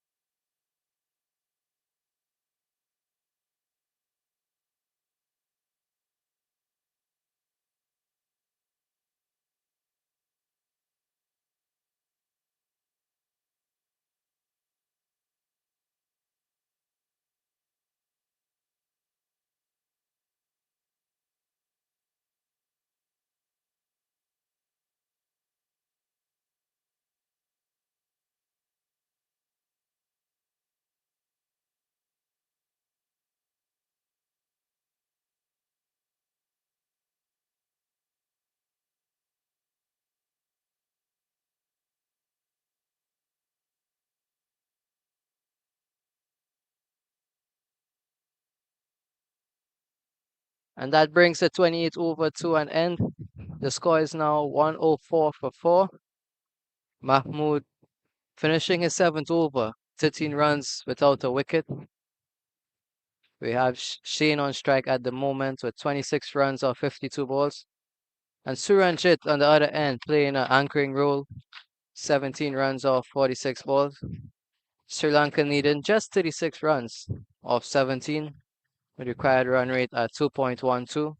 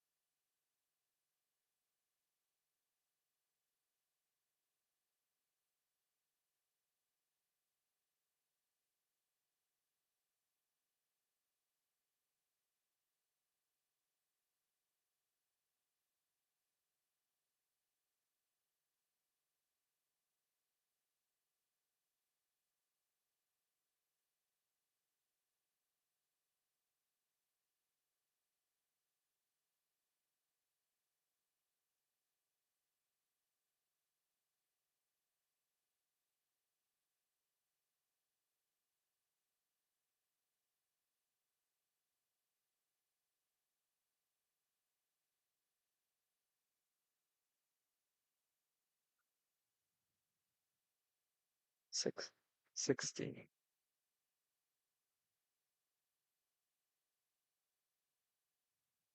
As Ravi continues on the bottom end, Shuran around the wicket.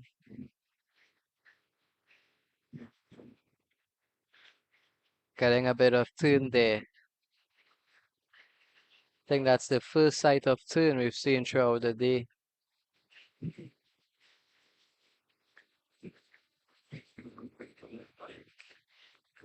I think emerging 11. I think emerging 11 just needs to continue having faith right now that they could get a breakthrough. An allowed appeal, not out. I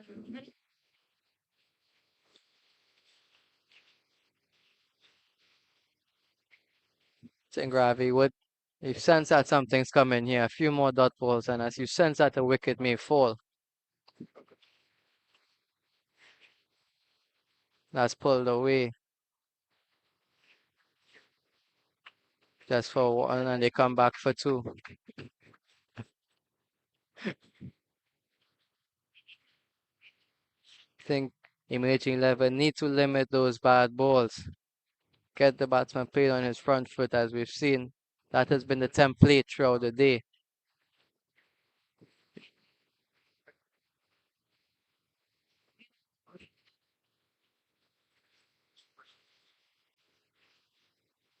Just like that, well bowled.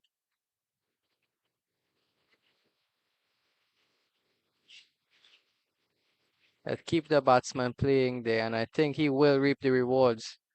Couple dot deliveries, and you sense that these batsmen will give you a chance.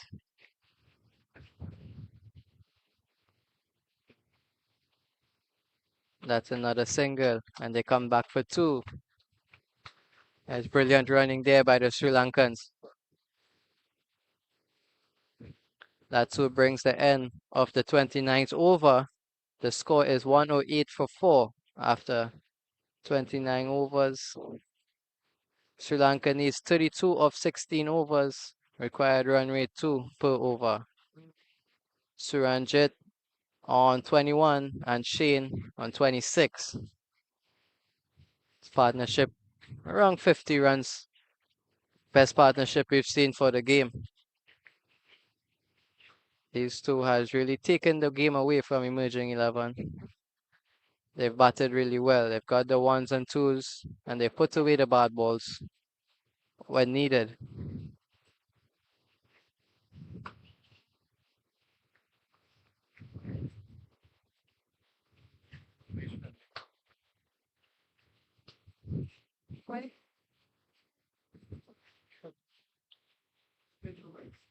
As-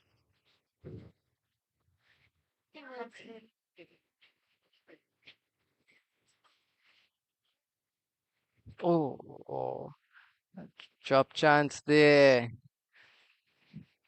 As you were saying earlier, you need something special at this point. You need something special to just bring the game back into your favor.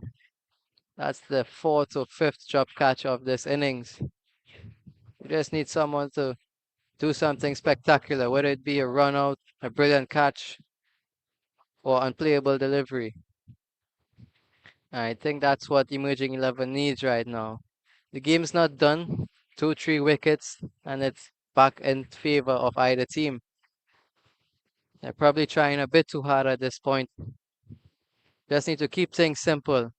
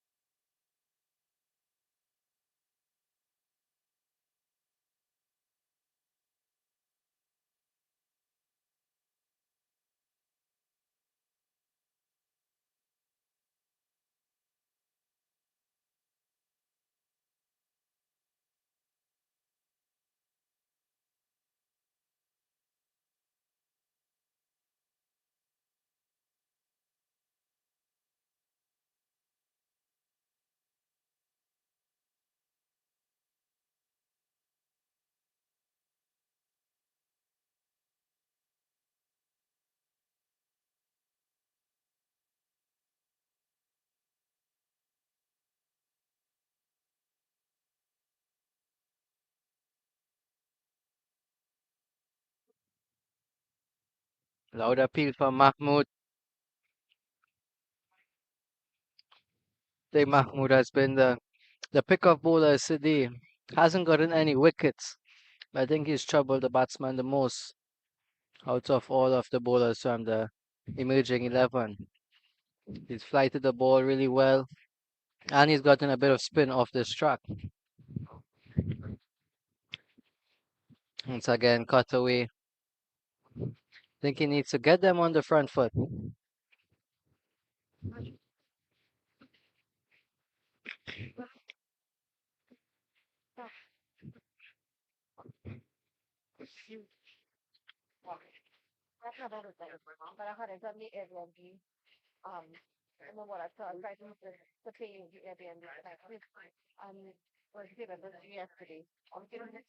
And you see players going for a bit of a beverage at this point, the drinks break. The score is 110 for 4 after 30 overs. Sri Lanka requires 30 runs just off 15 overs, maintaining their required run rate of 2 runs and over.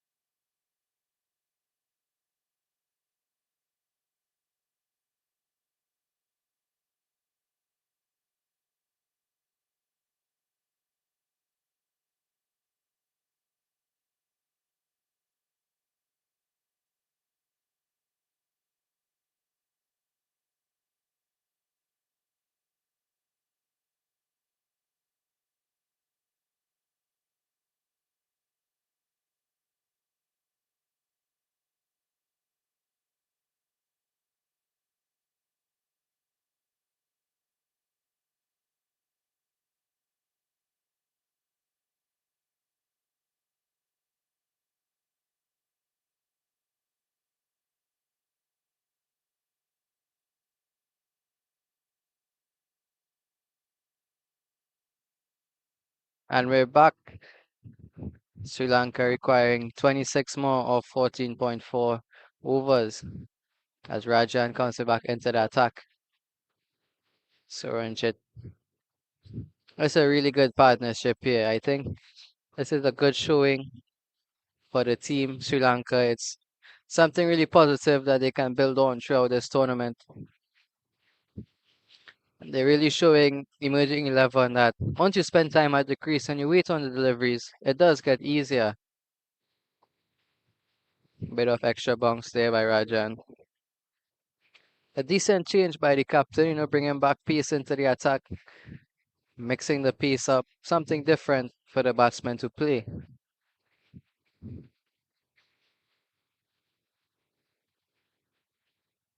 Sri Lanka 114 for 4 and the 31st over. Searching for a breakthrough here is emerging 11. That one into the air, but falling just short of the cover fielder. This game is still on if emerging 11 can pick 2 wickets. Game's not over yet, as they say. It's not done until the last ball is bowled. Rajan backs into bowl.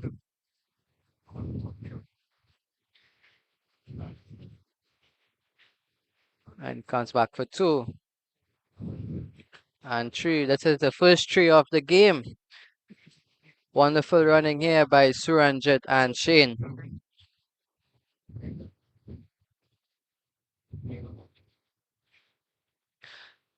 This is wonderful batting here by Sri Lanka. 117 for 4 after 31 overs. Suranjit on 25 and Shane on 28. Sri Lanka requires 23 runs of 14 overs. Required rate of 1.64 per over. This is good going here by these two batsmen. A brilliant display of batting. Playing good balls, getting the ones, getting the twos.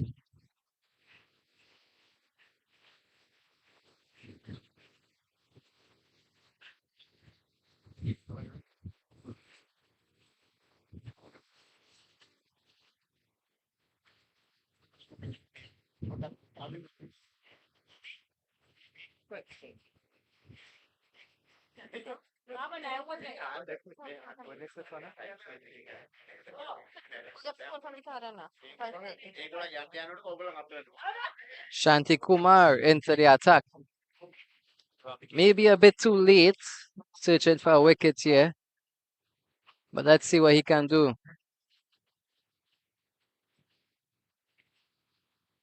It's pitching a bit too straight down the leg side. They get one. They come back for two. Brilliant running here by these two batsmen. A bit lazy on the second run. But nevertheless, that's two more to the total.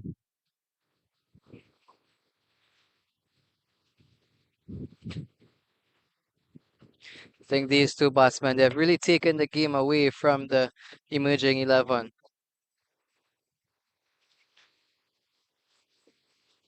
They've batted their way throughout this game, getting the ones and getting the twos.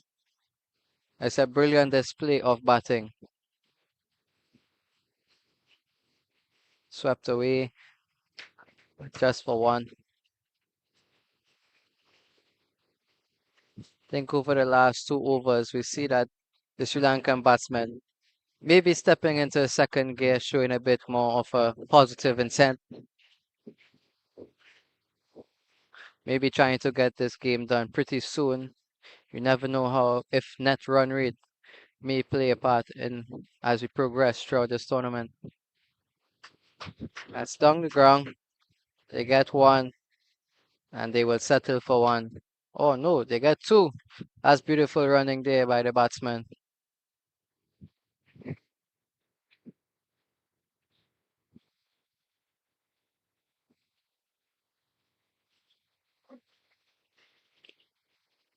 Shanti Kumar into his first over, searching for a breakthrough here for his team.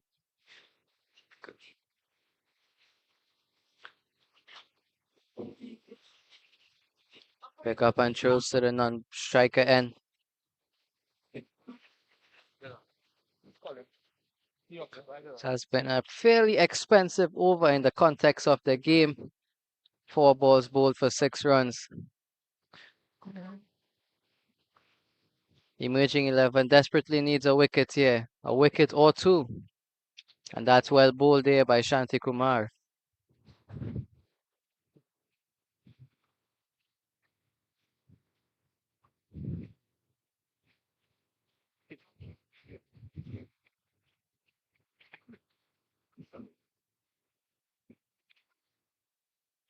Last ball into his first over. That's just nudged onto the leg side. That brings the end to the 32nd over.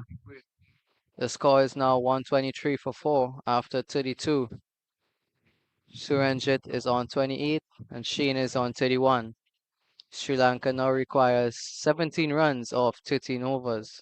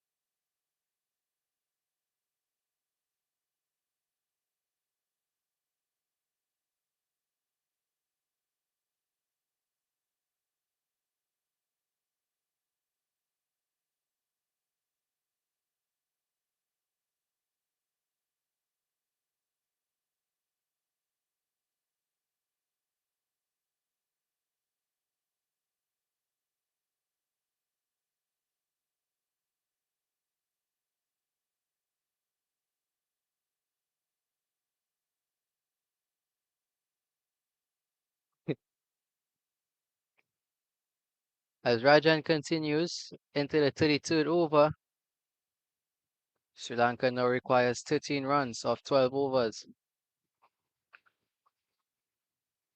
That struck away down the ground. And he gets 4 runs. Wonderful shot there by Sheen. Just requiring 9 more runs, sorry.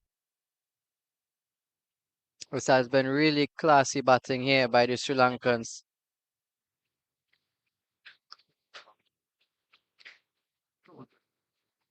They've showed positive intent from the first over. And we look forward to seeing them progress throughout this tournament, displaying beautiful cricket.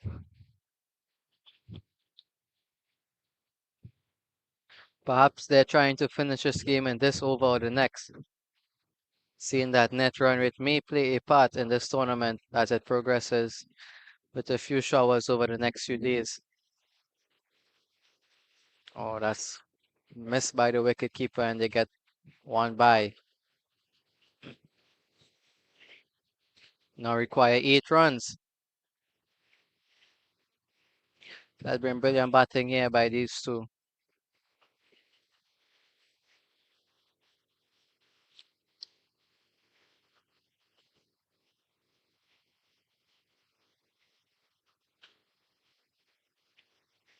I think they've really outbatted emerging 11 here today.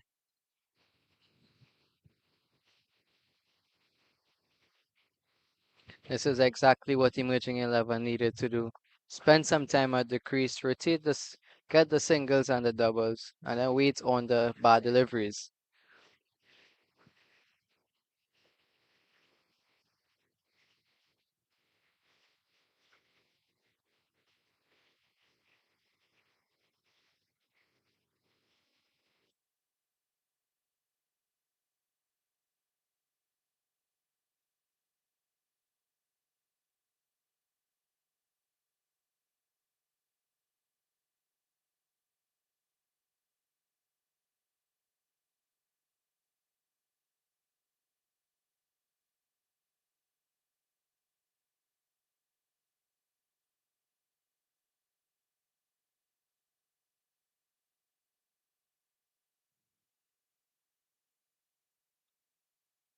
That's pulled away for 4. That's 4 more. Sri Lanka requires 4 more runs here. They would be trying to finish this game in this over. Brilliant display of cricket here in the opening match.